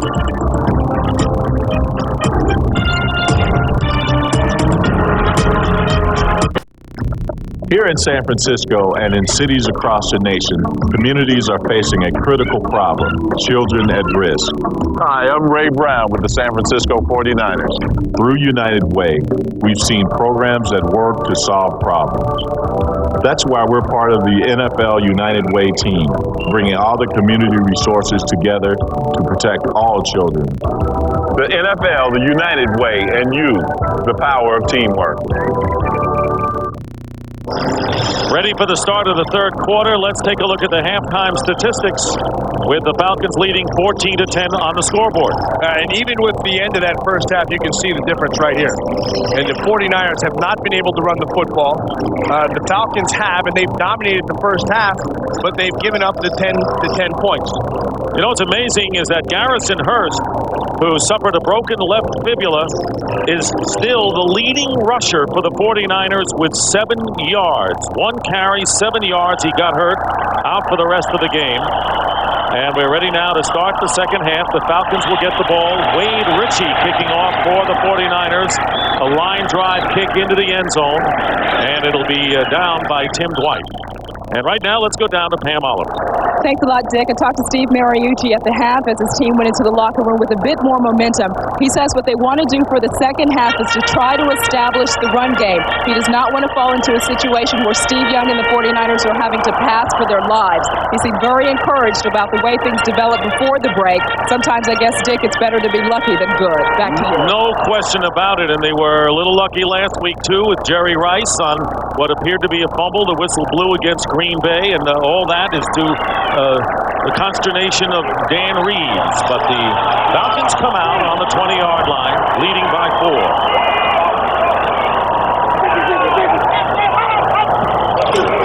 They go to their bread and butter, Jamal Anderson. And Anderson, who gained 83 yards and 2 touchdowns in the first half, gets 2 right here. You know, Pam said it best, it's better to be lucky than good. This was last week at the end of the game, which would have sealed the game for the Green Bay Packers. And this game, this is a major swing. It went from 21-0 to inevitably 14-10. And that is luck. And even when you play it back in full speed, it doesn't look as if Kirby had possession. But he does. I don't care what anybody says. There's no way that is not a fumble. Second down and 8. Tony Martin in motion. Here comes the blitz.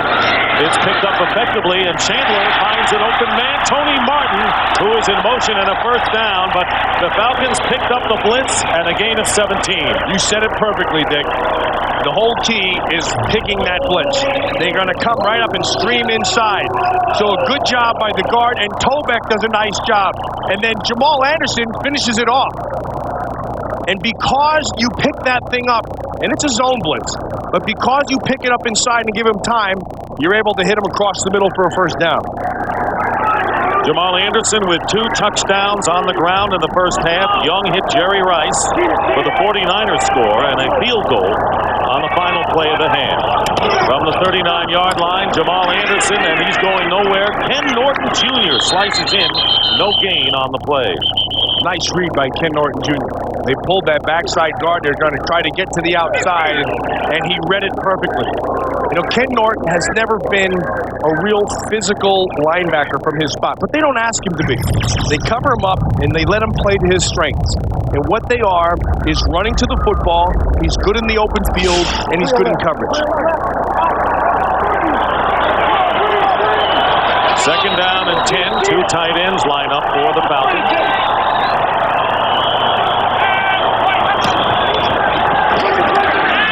Chandler again up the middle, and he He's got Terrence Mathis. Minimal gain, maybe about 5 yards, will bring up third down and about 6. What Terry Bradshaw said at halftime was absolutely crucial for the Falcons. Forget it. Forget what happened. You can't let it bother you. You have to go right back on the field. You're still up by 4. If you'd have said to them prior to the game, we'll give you a 14-10 halftime lead, they'd say, great, we'll take it. So forget all the events that got you to this point. And the 49ers, according to Howie Long, now at the clock they want to be. That's right. 3rd and 5. At the 44-yard line. They spread it out. No one back there defending Chandler, and his pass incomplete, but a flag comes down from upfield. O.J. Santiago and Merton Hanks. Going to be a hold against San Francisco and a first down. Holding number 36. And it's on Hanks as he was holding the tight end coming out of the backfield. It'll be a first down for the Falcons. Watch right here. It's Merton Hanks working on him. That was wrapped up. Yep. That's just, to me, that's nothing. He had a hand inside, but he never really held him. See, I think at one point you have to let the guys play. You have to let them play. Usually in playoff games, they do. I mean, I could see why he called it, because he saw the hand go across the waist, but it didn't impede any of his movement. Falcons on the 49, and a fake handoff on the play action. Junior Bryant is chasing Chris Chandler, who goes out of bounds. And, of course, the health of Chris Chandler is so important to the Falcons. When he was hurt, Steve DeBerg took off. They were blasted against the Jets in midseason. They were going to go with the play action inside, and then Terrence Mathis was working Marquez Pope down the sideline. And then to the middle of the field, this is what he wanted to hit, and that's Tony Martin. Nothing there because after he did the play action, Junior Bryant was right on top of him, and he came back to the other side. Jamal Anderson had Junior Bryant in his sights, too. He wanted a piece of him. 2nd down and 9. Tim Dwight, 3rd wide receiver. There's the bunch on the left side. And the pitch goes to Jamal Anderson, blocking on that side, and it breaks down as Ken Norton Jr. again comes in and makes a sterling defensive play. One thing about Dan Reeves that's really impressive. He's not afraid to steal anything. What you just watched right there was the New York Jets. And Bill Parcells, Charlie Weiss, his offensive coordinator, they played them early in the season, and they saw exactly, see this formation? They motion back and then come inside, and you're singled up on the outside. It turns into a bunch. It was so effective against them, he said, heck, I'm going to use it myself. And he's used it effectively since that 3rd down and 8.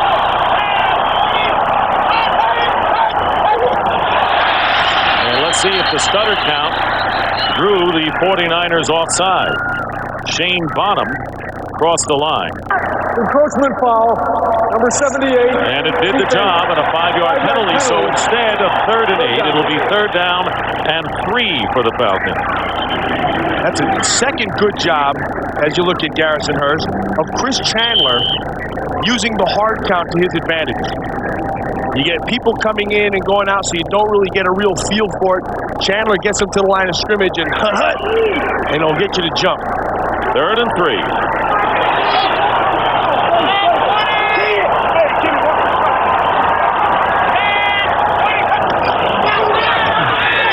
Looking to throw on 3rd and 3, and the pass is caught, but it's short of the first down. Brian Kozlowski making the reception, and Winfred Tubbs all over him, so it is 4th down and about a yard. It's about attitude. And the crowd, of course, urging the Falcons to go for it. This is about attitude right here. Dan Reeves decides to go for it. And they're on the 41 of San Francisco, so if they do not get the first down, they give the 49ers terrific field position. They're going to end up letting this thing go down and then taking the timeout. And let Dan Reeves figure out exactly just what it is he wants to do. And the timeout is called.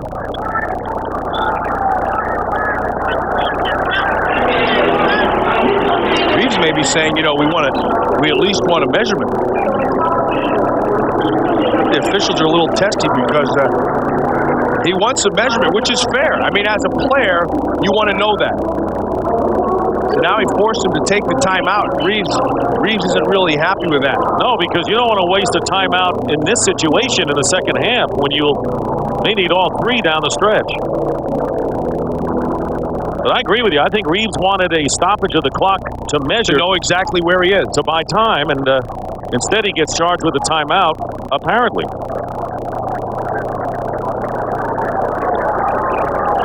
They're really testing Dan Reeves today on his return, aren't they, with a few of these plays, calls?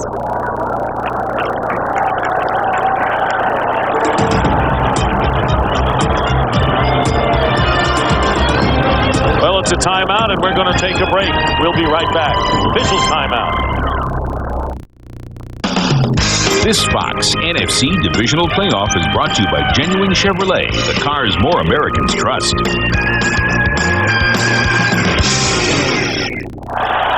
They called an officials timeout, so the Falcons were not charged with one. It is 4th down and 1 at the 41-yard line.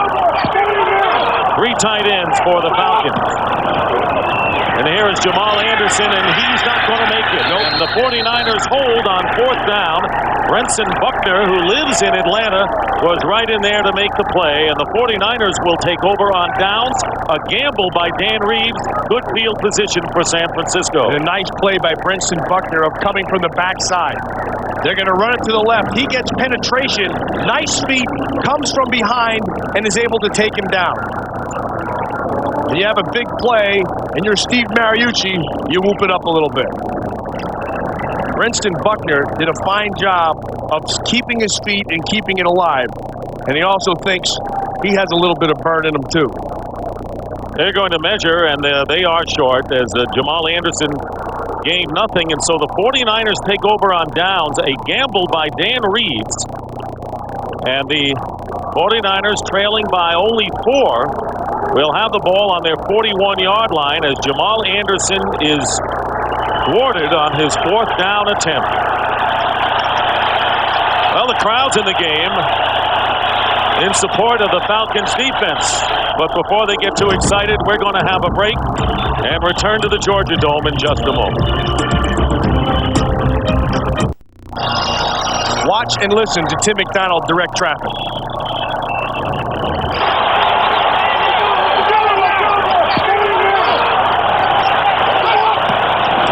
Players play with their bodies and their minds. McDonald told you it was going to the other way.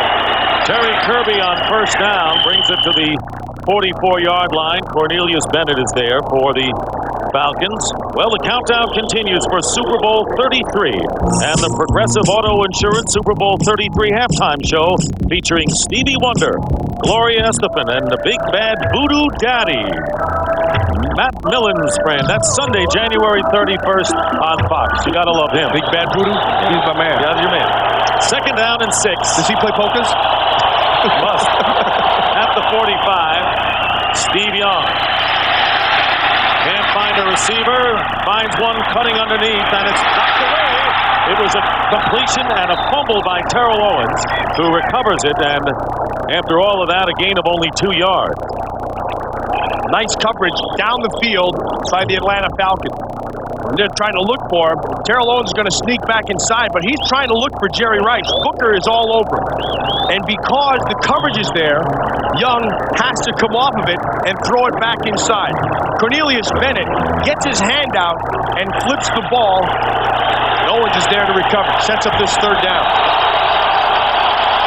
Rice and Owens to the top. J.J. Stokes lines up left on 3rd down and 8. And the pass is complete to Terrell Owens. And Owens fighting his way inside the 40-yard line. And a 49er 1st down. Ray Buchanan defending a gain of 20. And all of a sudden, that gamble by Dan Reeves doesn't look very good right now. Well, Terrell Owens is working outside. Watch how they always work the hips of the defensive back. And then Terrell Owens is a big physical player. Talked about him earlier, and he had the bad drops last week and then the massive play at the end to win it for them. But his future is now. On the 37, good hole opening up on the right side for Terry Kirby in a gain of about 5 yards. Kirby last year in the divisional playoff against the Minnesota Vikings gained a career-high 120 yards. So he has got a big responsibility with Garrison Hurst out with the broken left fibula, but Kirby has delivered in the pass. What Pam was talking about at halftime, about what Steve Mariucci said, what they're really talking to there is patience, and the 49ers are showing patience now. 2nd and 5, Steve Young rolling out right, and the pass is caught. First down to the 25 by Jerry Rice. And the 49ers are in rhythm offensively, perhaps for the first time today. What Howie Long was talking about at halftime, about them waking up, he's talking about their body clock. When you're playing on the West Coast and you're getting up at 7:45, which is really 4:45, and you're forced to play at 12:30, which is really 9:30, you may be awake outwardly, but your body doesn't wake up until about the second half, middle of the second quarter on. And now they look like the 49ers. On the Falcon 25, first down. Here is Kirby, and he is met immediately, and it was Jesse Tuggle, and no gain on the play. Garrison Hurst was knocked out and injured on the first play from scrimmage. He gained 7 yards, but suffered a broken left fibula. And Garrison Hurst, who had such a brilliant season for the 49ers, giving them a running dimension they haven't enjoyed in years, taken from the field and out for the rest of the game, and there he is. As a result, the 49ers held to only 17 yards rushing thus far. 2nd and 10. Short drop by Young underneath to Terrell Owens, and a yard is all they're going to give him. Henry Crockett, the linebacker, was wrapped around Terrell Owens. When you look at this Falcon defense, we talked about their A player being Ray Buchanan, but that man right there, Jesse Tuggle, plays with a great attitude. I mean, he just looks like he's mad all the time inside. And I think, not the look, but the attitude is what's important, because he's not a big guy. In fact, when he has his problems when a big body gets on him. But when that body's on him, it's usually going backwards, and his Tuggle will rock you. He's emblematic of this defense. They're not big guys, but they knock you back. 3rd and 9. Oh, Steve Young is not happy at all with Terry Kirby. And he calls a disgusted timeout, which is different from a regular timeout. And there is a disgusted timeout coming up. He even hits him on the way by. The first for the 49ers here in the 3rd quarter. 49ers calling a timeout they really didn't want to take, and now a big 3rd down play coming up. 3rd down and 9 on the 24-yard line of the Falcons, with the Falcons in front 14-10.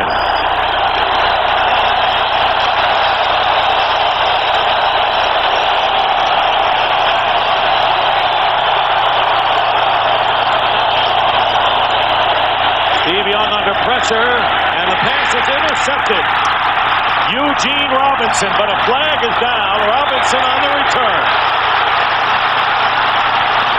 Eugene Robinson inside the 30-yard line, and Terry Kirby finally upends him. And another flag is down, and the players are piled up at the 35. Heck, we got hats and flags and everything thrown, including fists. Ray Brown and Kevin Gogan in a steel cage match on the 35-yard line. I guess we can say now there is no love lost between these rivals playing for the 3rd time for the right to move to the NFC Championship game. Dick, and lost in all that, Steve Young made a bad decision. He tried to force the ball with a free safety sitting in there reading his eyes, Eugene Robinson. And he tried to hit down the side J.J. Stokes, who was working on Booker. Booker had coverage, and then the eyes were just met by Eugene Robinson, who came over and made the pick. Former Green Bay Packer, a big pickup by the Falcons. Not only his abilities as a free safety, but the leadership aspect has done wonders for the Falcons this year. Shane Dronette took a beating off the high rope, I believe. That would be a 77-yard return if it goes. I think the post-possession, though. The 49ers made like Bill Goldberg. He made like Goldberg and came off the top rope. And Eugene Robinson. 66 offensive penalty is declined. The play stands. We have red ball fouls on both teams. They offset. Offsetting penalties on the steel cage match. They let that ride. Get a holding on Gogan, which they declined. Eugene Robinson takes the 77-yard interception return. Gladly. Watch Steve Young. Here's the matchup he sees. This is Eugene Robinson. Now he plays it beautifully. The ball's thrown. He reads the eyes. The break is there before it's ever done. Booker has the coverage. It was a bad decision. And Eugene Robinson read the eyes. Now watch on the other side. Because as he's running, it's basically a free-for-all. And if you're the quarterback, you got to get out of the way. Chuck Smith makes sure he's out of the way. Not only is it a bad decision, it also hurts on the other end. Steve Young is fair game in that situation. Everyone is. Everyone is. And now the crowd is back in. So each team has committed a turnover. The 49ers capitalized on the interception thrown by Chris Chandler on the deflection to get a field goal. Now it's first down, Atlanta on the 20-yard line. Jamal Anderson trying to cut to the outside and does. And he gets about 9 yards on first down. I want you to watch Jamal Anderson working against Tim McDonald, the extra guy we're talking about, when he walks up. McDonald saw it happen, and he's going to show up on this side of your screen because he's unaccounted for. And then watch the power. He tries to hold him, but he just drags him forward for about 9 yards. Excellent job by Jamal Anderson. Second down and 1. What a battle between Anderson and McDonald. Ball at the 11-yard line of the 49ers. And here is Anderson. He's got the first down, and that's all he really needed. McDonald made the stop again, but it'll be first and goal for the Falcons. Jamal Anderson is right on the verge of breaking the 100-yard mark against the 49ers for the third time. He's right at 99, and I've been counting every single one.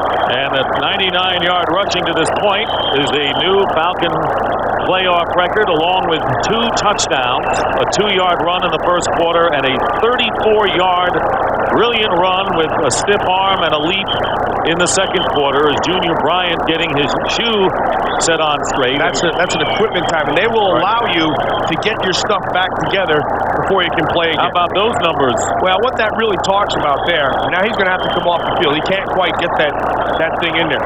What that talks about is not so much Jamal Anderson, which is true, but the lack of Garrison Hurst. Gabe Wilkins replaces Junior Bryant. First and goal at the 7. Again, they go to Anderson and nothing doing, and stop for what may be no gain on the play. You mentioned a 100-yard game. Jamal Anderson had 12 this year to lead the NFL, including his last 5 in the regular season. Boy, they 49ers could sure use that man right there, Brian Young. He was dominant in the first 2 games this season. In fact, he was the reason why they had to try to run outside, because he was so disruptive on the inside.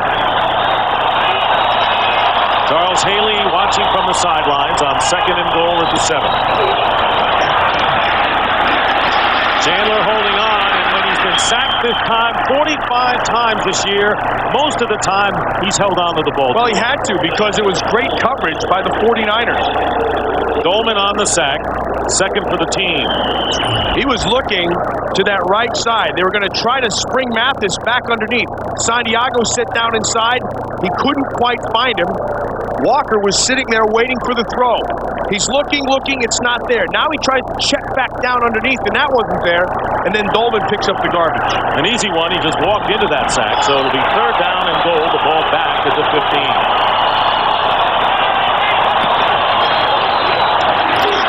Chandler under pressure, stumbles away, and is finally stopped at the 12. Chris Dolman once again, who played 2 years for these Atlanta Falcons, and that will set up a field goal situation for Morton Anderson. That was actually pretty good by Chandler, because he would have taken him, they would have still been able to hit the field goal, but he gave them a little bit better shot inside. Well, Morton Anderson, 17-year veteran, and has missed 5 field goal attempts this year. Ironically, 4 of them have come indoors in Dome Stadium. This is a 29-yard attempt. Made possible by the coverage of the 49ers. And Anderson's kick is good, and the Falcons stretch their lead to 17-10. There are a lot of frustrations out on the field. Terrace Mathis is feeling it because he feels he had 6.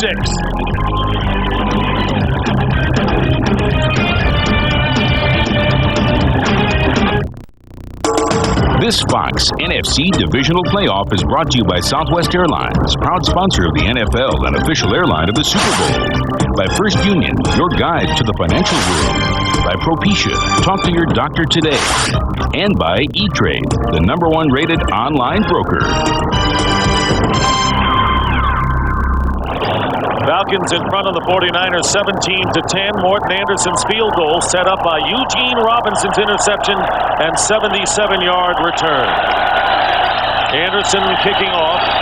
R.W. McQuarters to receive. And this kick goes into the end zone for about 4 yards. And McQuarters decides to run it out.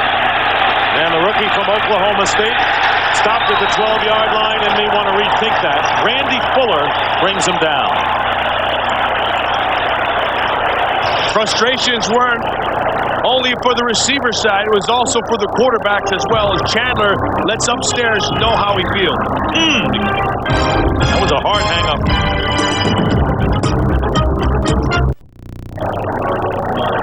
Back here at the Georgia Dome, John Burrow and Esra Tuaolo have come in on the left side of the defensive line for the Falcons. Steve Young starting from the 14. Terry Kirby in motion to the right. Young looked that way and now goes down. That was Tuaolo who started it and finishing it with Mr. Smith from Atlanta. Well, tomorrow on Fox, it's the new series, and critics are calling TV's next big adventure. From the mind and mouth of Eddie Murphy comes a groundbreaking new show. Catch the series premiere of the PJs tomorrow at 8:30, 7:30 Central, after an all-new Simpsons, right here on Fox. And that secondary made like the PJs right there. Took everybody out of coverage and forced Young to have to scramble. First time he's been sacked today. 2nd and 11. The give is to Kirby. And Terry Kirby picking up about 4. Time running out. Less than a half a minute to go in the third quarter. This is the best personnel group, and we've said this all season long for the San Francisco 49ers. But without that man, Garrison Hurst, it's easier to defend. It's kind of like when Barry Sanders is sitting back there. There's a threat every time to carry the football.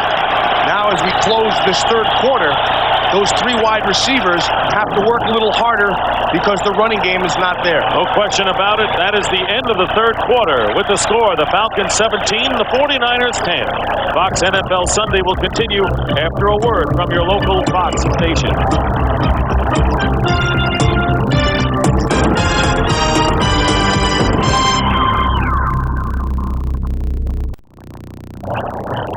Falcons scoring in each of the first 3 quarters, led 14-0. The 49ers came back to 14-10, but the field goal gives them a 1-touchdown lead as we start the fourth quarter. Dick Stockton, Matt Millen, Cam Oliver here at the Georgia Dome. 3rd down and 6 for the 49ers. Steve Young's pass wide open is Jerry Rice. And Jerry Rice being chased by Booker pushes him out of bounds in Falcon territory, and a huge gain, and the 49ers had plenty of time to dream that one up in a gain of 38. Time was the key. Young had lots of time to throw, and because of that time, he's able to work and find this downfield. Just sitting right in the middle of the field, there was nobody. Watch the block right there, boom. J.J. Stokes peels back on Ray Buchanan. Little shoulder to the face. 3 catches for 63 yards and a touchdown for Jerry Rice today. Far cry from last Sunday's wild card. 1st down, and the pass is intercepted.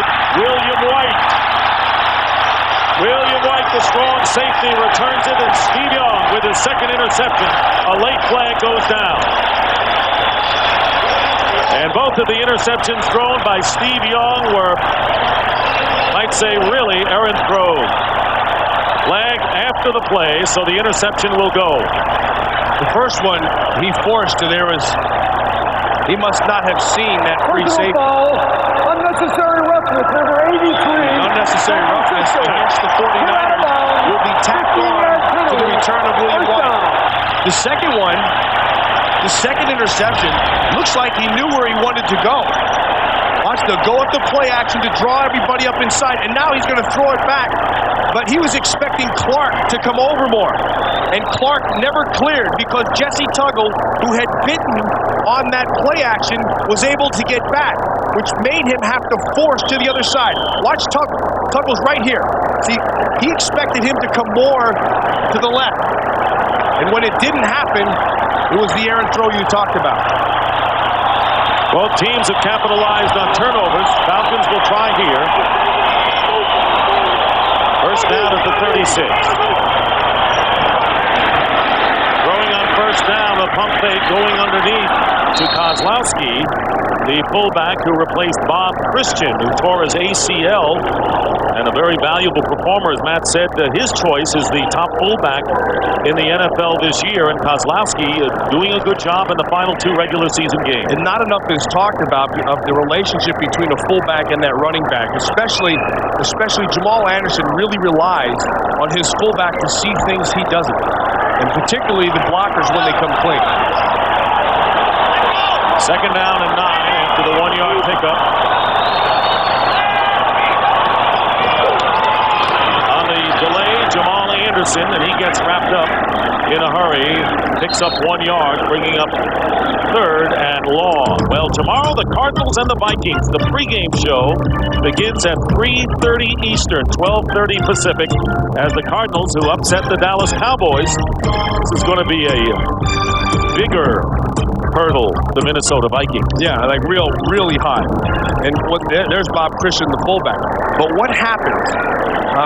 Minnesota does so many things. They essentially run the same offense as the 49ers with that 3 wide receivers. Robert Smith is the X factor. And then the speed of Randy Moss really throws things into a tizzy. Speaking of speed, Tim Dwight, number 83, and is the third wide receiver on third down and 8. Good pickup on the blitz again. The pass is caught by Tony Martin. First down. And once again, the Falcons doing the job, picking up the blitzes by the 49ers. Darnell Walker on the stop, a gain of 16. Now, this is what is a complete player, because you saw the 100-yard rushing effort of Jamal Anderson. But when Tim McDonald comes clean, he's got to be blocked. And Jamal Anderson cleans that block. And because of that time, he's able to throw that kind of a fade stop back underneath outside to Mather. Martin now with 4 catches for 53 yards. Well, both of those guys, the M&M boys, have provided big production this year. First down on the 18. Jamal Anderson running right into Marquez Pope. And maybe a yard, that's all. Ooh, Jamal Anderson's mad about something. He's yelling at Calvin Collins, that left guard. He's saying, look, you get your rear end over there, because I have to read off of you. You're seeing a lot of players with a short fuse today. You know, that's to echo what Howie Long was talking about at halftime. There's a lot at stake. You know, in a call that happened like in the first half, that kind of spills over. Because what you're really dealing with is what you play the game for. It's your lifeblood. Loser goes home. The winner gets to the NFC Championship game next Sunday. Second down and 8. The draw play, Jamal Anderson gets to the 15, and they don't have to gain a lot of yards every time they show run, because it does set up play action, and it has all year for the Falcons. It'll give Jamal Anderson 103 yards rushing in 23 carries. So Anderson at 100 yards, 12 in a row, including the last 5 in the regular season, goes over 100 today. You know, and Dan Reeves also is looking at the scoreboard, and he sees that it's 17-10, and just the field goal is a 2-score game. Third down and 7 from the 15.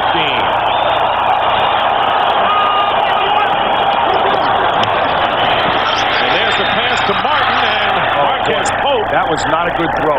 Might have had a great chance to intercept it. He broke it up, intended for Tony Martin, and that throw was a line drive underthrown pass. Yeah, that kind of that fade stop has to be thrown so the defender cannot be right.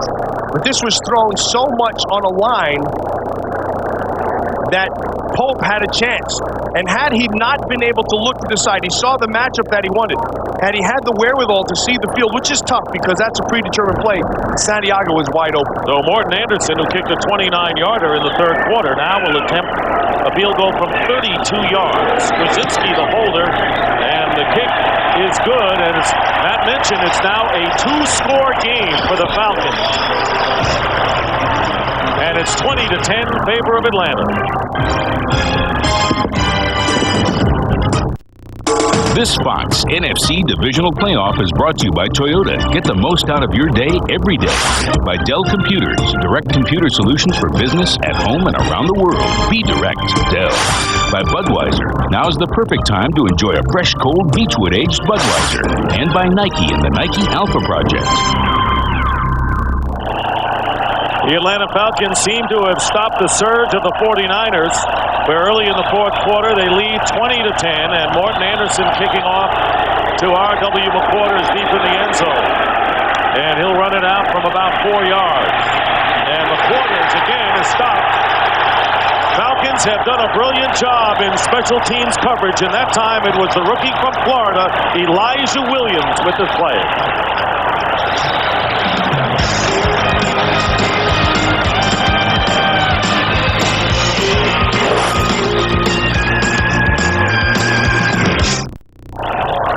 Dan Reeves, who was named the Coach of the Year this week, the winningest active coach in the National Football League, underwent bypass surgery on December 14th, and he shows no indications of fatigue as he coaches for the first time on the sidelines since his surgery. First down from the 13, and the swing pass goes out to Terry Kirby, and Cornelius Bennett carries him to the sideline and a gain of 3 yards.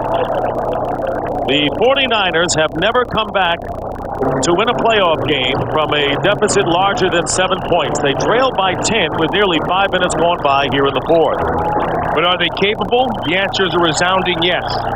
And are they going to be able to run to do it? No. 10 minutes now. They've got to be able to throw to win this football game.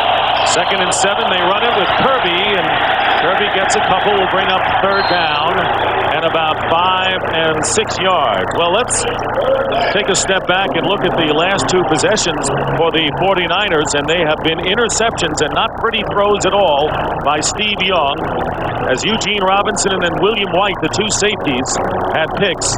Robinson running it back 77 yards. Yeah, the first one to Robinson, that was a bad decision. The second one, I could see what he was looking at. He was expecting Clark to keep on coming, and it didn't happen.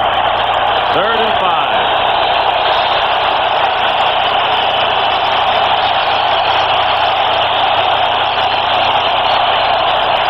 Young has Terrell Owens, and Owens gets the first down to the 25-yard line, his 7th catch of the game, and 71 yards receiving on the day. Dick, well done by Terrell Owens.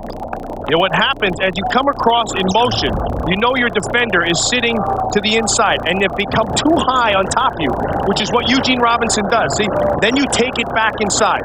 They're streaming to the ball this way. What you have to do when you get out there is you have to have communication and hold the inside. No drops for Owens today, and Jerry Rice not on the field right now. 1st and 10 at the 25, and Steve Young, nowhere to go, will run out of bounds. You know who can still run? I mean, Steve Young can still run, but Cornelius Bennett has never lost a step. When he came into the league, he was a pure speed player. You may not lose a step, but you could lose your lungs. I believe he's called for oxygen right about now. Cornelius Bennett has played in more postseason games than any of the Falcons, 17. Of course, he was with the Buffalo Bills, who went to 4 Super Bowls. Eugene Robinson right behind. 2nd and 5 for the 49ers on their 30. And the give is to Mark Edwards, the fullback, who barrels his way close to the first down at the 35. If he doesn't make it, he's at a half a yard shy, as Jerry Rice sitting this one out on this series. Mark Edwards showed you last week in a phenomenal play, shaking off the tackle of Leroy Butler. Here comes Rice. What really takes to play. Because all this turns into is 1-2. There's the hit, shake it off, shake off another one, and then get the first down. That was such a key play in last week's game. Hey, man, it may have been the biggest play in that drive, and you saw Jerry Rice come out of the field, and the Falcons have called a timeout. So both the 49ers and Falcons have one timeout used here in the second half. 7:35 remaining in the fourth quarter. We'll be right back. Falcons call the timeout, and the 49ers having to play this entire game without their major running threat, Garrison Hurst, who broke his left fibula on the first play from scrimmage. 3rd down and 1. 2 tight ends, Clark and Irv Smith line up. And the first down as Perry Kirby dives for the necessary yardage. One part of the game plan that the Falcons wanted to do was to get some hits on Steve Young, and they haven't been able to do that. And I think that the 49er offensive line has done a pretty good job protecting him. Now, what hasn't happened is the receivers at times have not been able to get open, particularly in the red zone. But this offensive line has done a pretty solid job of protecting Steve Young. That was the first rushing first down for the 49ers, which again goes to Garrison Hurst's absence. 4 wide receivers on the 36-yard line. Steve Young completes it to Terrell Owens, and a minimal gain on the play. Randy Fuller, who played in the Super Bowl 30 with the Pittsburgh Steelers, quickly in, limiting Owens to a gain of 5. That's a solid tackle by Fuller, because Owens is a presence out there physically. You get one-on-one outside when he has a chance to use his strength, and he's impressive. But watch Fuller as he comes through and then follows up. Tie the legs up, kind of hog-tied and put him down. 2nd and 6.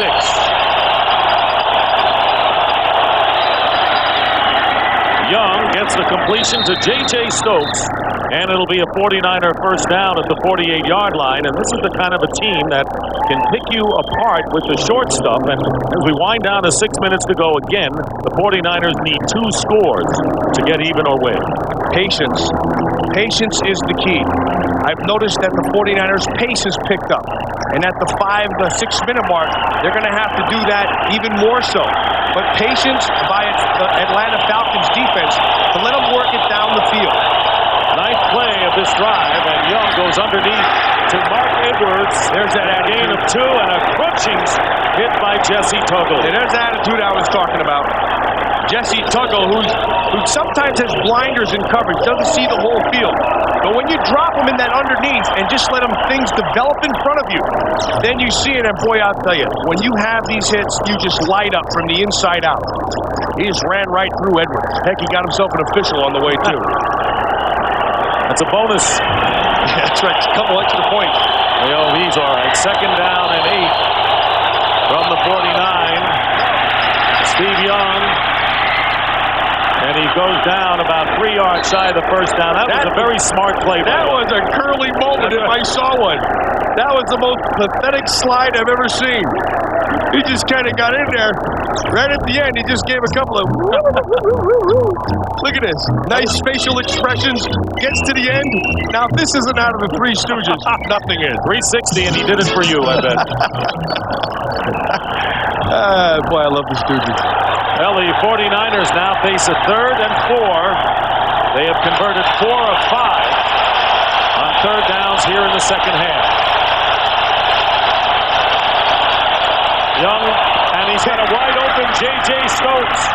And Stokes inside the 20-yard line. Still on his feet, and a big play for the 49ers. As we wind down to 4 minutes, that's a 33-yard pickup on the slant. No, a 33-yard pick. I want you to watch how it works.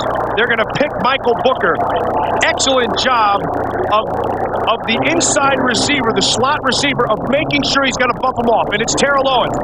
See, all you have to do is make it look like the defender is pushing you, but you are really trying to bump off, which of course is illegal in this league unless it's called.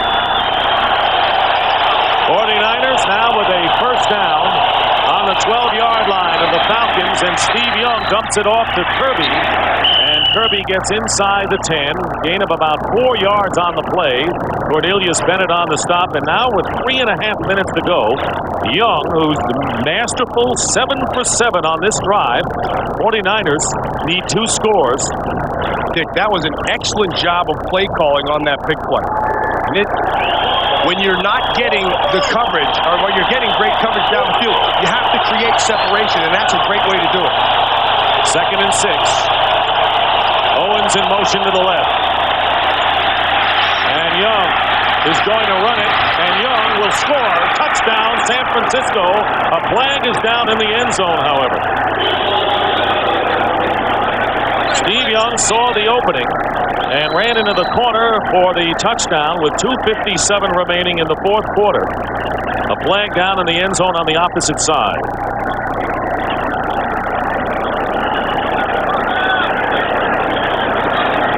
And it appears to be against the Falcons. They are lining up Wade Ritchie for the extra point. It'll be declined, obviously.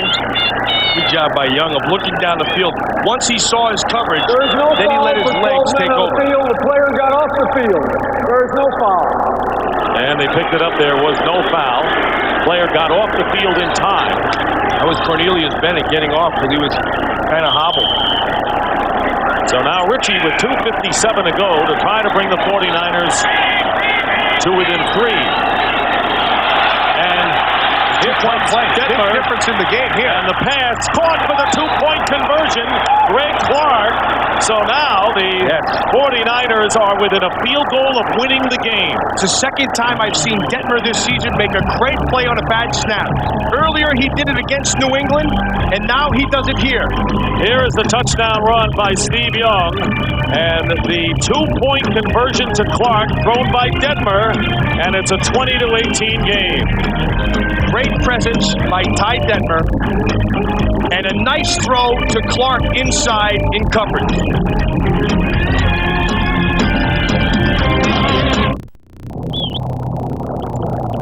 Snap from Randy Kirk turned into a 2-point conversion that gives the 49ers a chance with a field goal to win the game.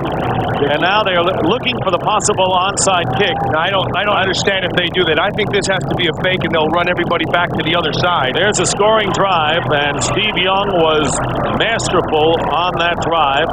Ran for the touchdown, but the Falcons have to be careful for it, just in case. They've got Jamal Anderson and a lot of their good hands people up front. And a line drive kick. Tim Dwight is back there. And goes out of bounds. What a mistake for the Falcons. Major mistake. Comes out to the 40-yard line. That reminds me of the Packers game on Monday night. Yes. Yeah, they blew that also. They were trying to kick and try a pooch kick, but they have no idea where it came from. Ryan Longwell kicked it out of bounds. Right. That is exactly what the 49ers, who have been clawing themselves back in. Look at Ritchie's reaction. Oh, he knows it. They've been clawing themselves back in. They did not want to give them field position. Worst case scenario just occurred for the 49ers. Look at that look. He knows it too. And the Falcons have the ball on their 40. First down with 2:51 remaining. Leading by 2. No surprise. Jamal Anderson going outside and stays in bounds after picking up 4 yards. Merton Hanks chased him down. 2 timeouts for both teams. The key right now is not necessarily the timeouts. It's the field position for the Atlanta Falcons. They want to keep on gaining ground. And at one point, they're going to have to force San Francisco to use their timeout, something that the Packers did not do last week. Remember, if the Falcons get just 3 points, a field goal, that'll force the 49ers to need the touchdown to win. Second down and 6 on the 44.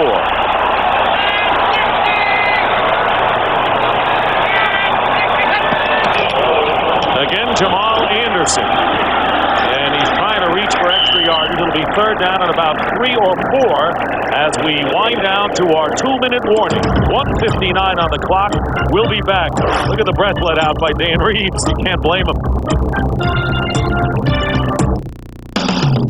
This Fox NFC Divisional Playoff is brought to you by Foster's, Australian for beer.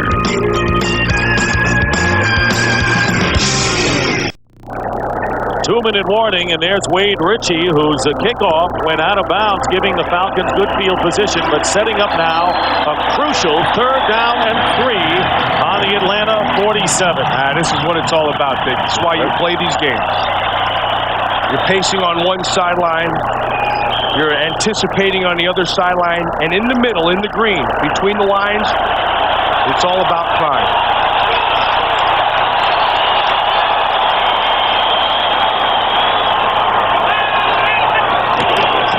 They're going to give it to Jamal Anderson. First down for the Falcons.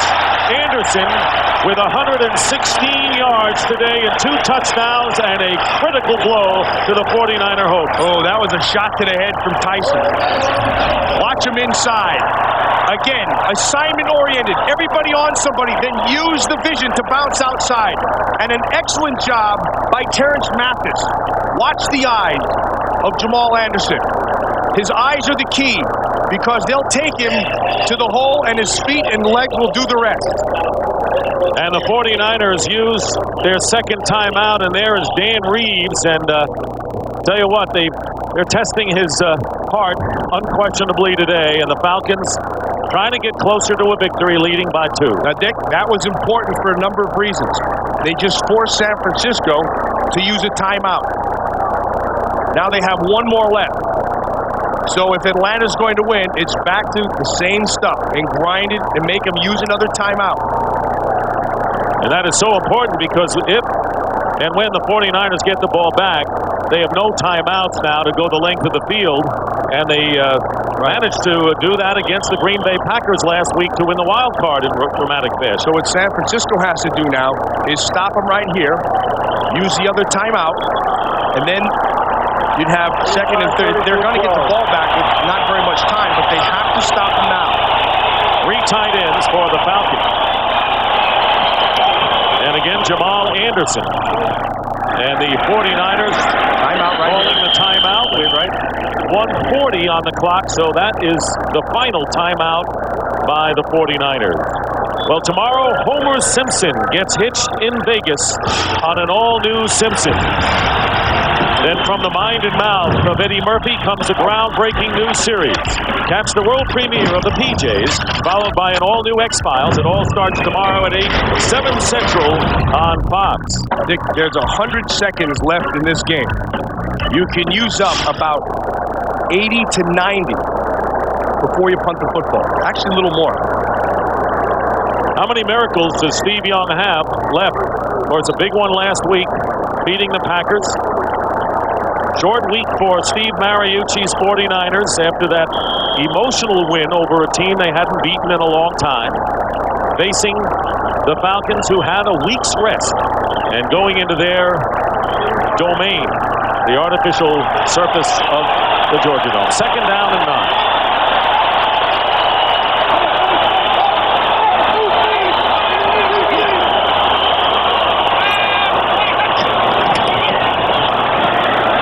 And he'll cover up in a hurry, and they can't stop the clock. A loss of 2 yards on the play. Brenson Buckner in on the stop. So the 40-second clock is down to 35, so you're going to be under the 1-minute mark. And you'll have your 3rd down, and then another 40 seconds. You're going to get that thing back with the punt. It's going to depend. You're not going to be much time, maybe under 10 seconds. And that may not be enough, obviously, with no timeouts remaining, as the Falcons nearly a minute away from a franchise record 10th straight victory. They won their last 9 in the regular season, looking to get into the NFC Championship game. They've got to snap the ball down with about 3 or 2 seconds. And they do it with 1 second on the clock, and the pitch goes to Anderson. And he goes out of bounds, and it stops the clock. That is impossible. 49 seconds to go. Impossible. The same presence that he had to dive in for the touchdown. He knows it too. Escaped him. You cannot do that. Unbelievable. They stopped the clock. That's going to save the 49ers a half a minute. That's incredible. They just saved themselves 40 seconds. There's 49 seconds on the clock. They'd have had it at the lead, at the most, with 9 seconds left. That is a terrible job of knowing what's going on in the field. Especially from Jamal Anderson, who's been a heady player throughout. Dan Straczynski punting on 4th down. 49ers coming in to try to block it. R.W. McQuarters on the 11-yard line, giving ground, and down it goes inside the 5-yard line. Ben Talley. It was Ben Talley with a critical play on special teams. Wow. And they very nearly blocked the punt, Matt. Straczynski just got it off in time. Late, if he had Lance Schulters, I believe that's 30, had he laid out, he had himself a chance. No, it could have been Schulters. He's on the other end. Darnell Walker, 38. Then R.W. McQuarters tried to make a big play because everybody was trying to block up front. So he tried to take it the other way, and in fact, it went opposite for him. 38 seconds is more than enough time. And no timeouts for Steve Young, and they need a field goal. Got to get in field goal range. Yeah, that football is not the right one to use in this game. Jerry Mark Wright, who is retiring after a 25-year brilliant career as an NFL official. This will be his last game of his career, retiring after this game. And has been an outstanding official for the league. Ball is at the 4-yard line. Young back in his end zone. And the pass thrown down, intended for Owens, but it bounced well in front of him, and now the clock shows 33 seconds. Steve Young, familiar with fourth quarter comebacks. He has brought his team back 11 times in his career, but this one, well, I'll tell you one, this one has got to be as tough as he's ever faced, Matt, with no timeouts left and having to get into field goal range, but the Falcons playing their people way back. Well, but they're not going to let them get off the line of scrimmage without like Packers did last week. That's going to go against San Francisco. It looked like the right side moved. Kirk Strafford, their right offensive tackle, had a little bit of a lean going backwards. That'll be half the distance. Prior to the snap, ball start, 66, offense. Devin Gogan also on that right side. Both of them got the lean going backwards. They'll bring it back to the 2-yard line. 2nd down and 12. Hey, Wade Ritchie would like a chance to redeem himself. So would Jamal Anderson. Although that won't happen. Young back in the end zone again, and the pass is caught to the 27 by Chuck Levy, and that's the second time Young has found Levy out of the backfield, and the hurry-up goes on. 20 seconds and running. Stop the clock. That's good. 18 seconds. Look, they had a miracle last week against the Green Bay Packers when Young did not have a particularly great game, but had an awesome throw for the last offensive play of the game. And that spelled victory for the 49ers. Now, with 18 seconds left, he's got to effectively go 10, 20, 30, about 40 yards. 45. But you know, man, if he throws a pass 20 yards and they run, he's going to have to run up to the ball with the clock running. Now, it's interesting how the Falcons will defend him. Don't let those receivers run clean. They're playing 3 deep, and they're going to bump the receiver. And a 3-man rush. Young gets away from trouble, and the pass is knocked away by Buchanan. Ray Buchanan deflected that ball. It was intended, I believe, for Jerry Rice. Yeah, and Elijah Williams did the nice job of shadowing underneath. You know, that, I'm having a deja vu to last week. Craig Newsome had a chance for a pick and missed it. Yeah. Watch the ball. Williams underneath, beautifully done. And then he bats it away. Buchanan had a chance at the interception. 11 seconds left. Boy, they are blanketing the wide receivers here. That was Buchanan, who came over from the Colts. 3rd down and 10. 11 seconds. No timeouts for the 49ers. And Rice looking and trying to buy time, and this one may be picked off. And it is. Eugene Robinson is second.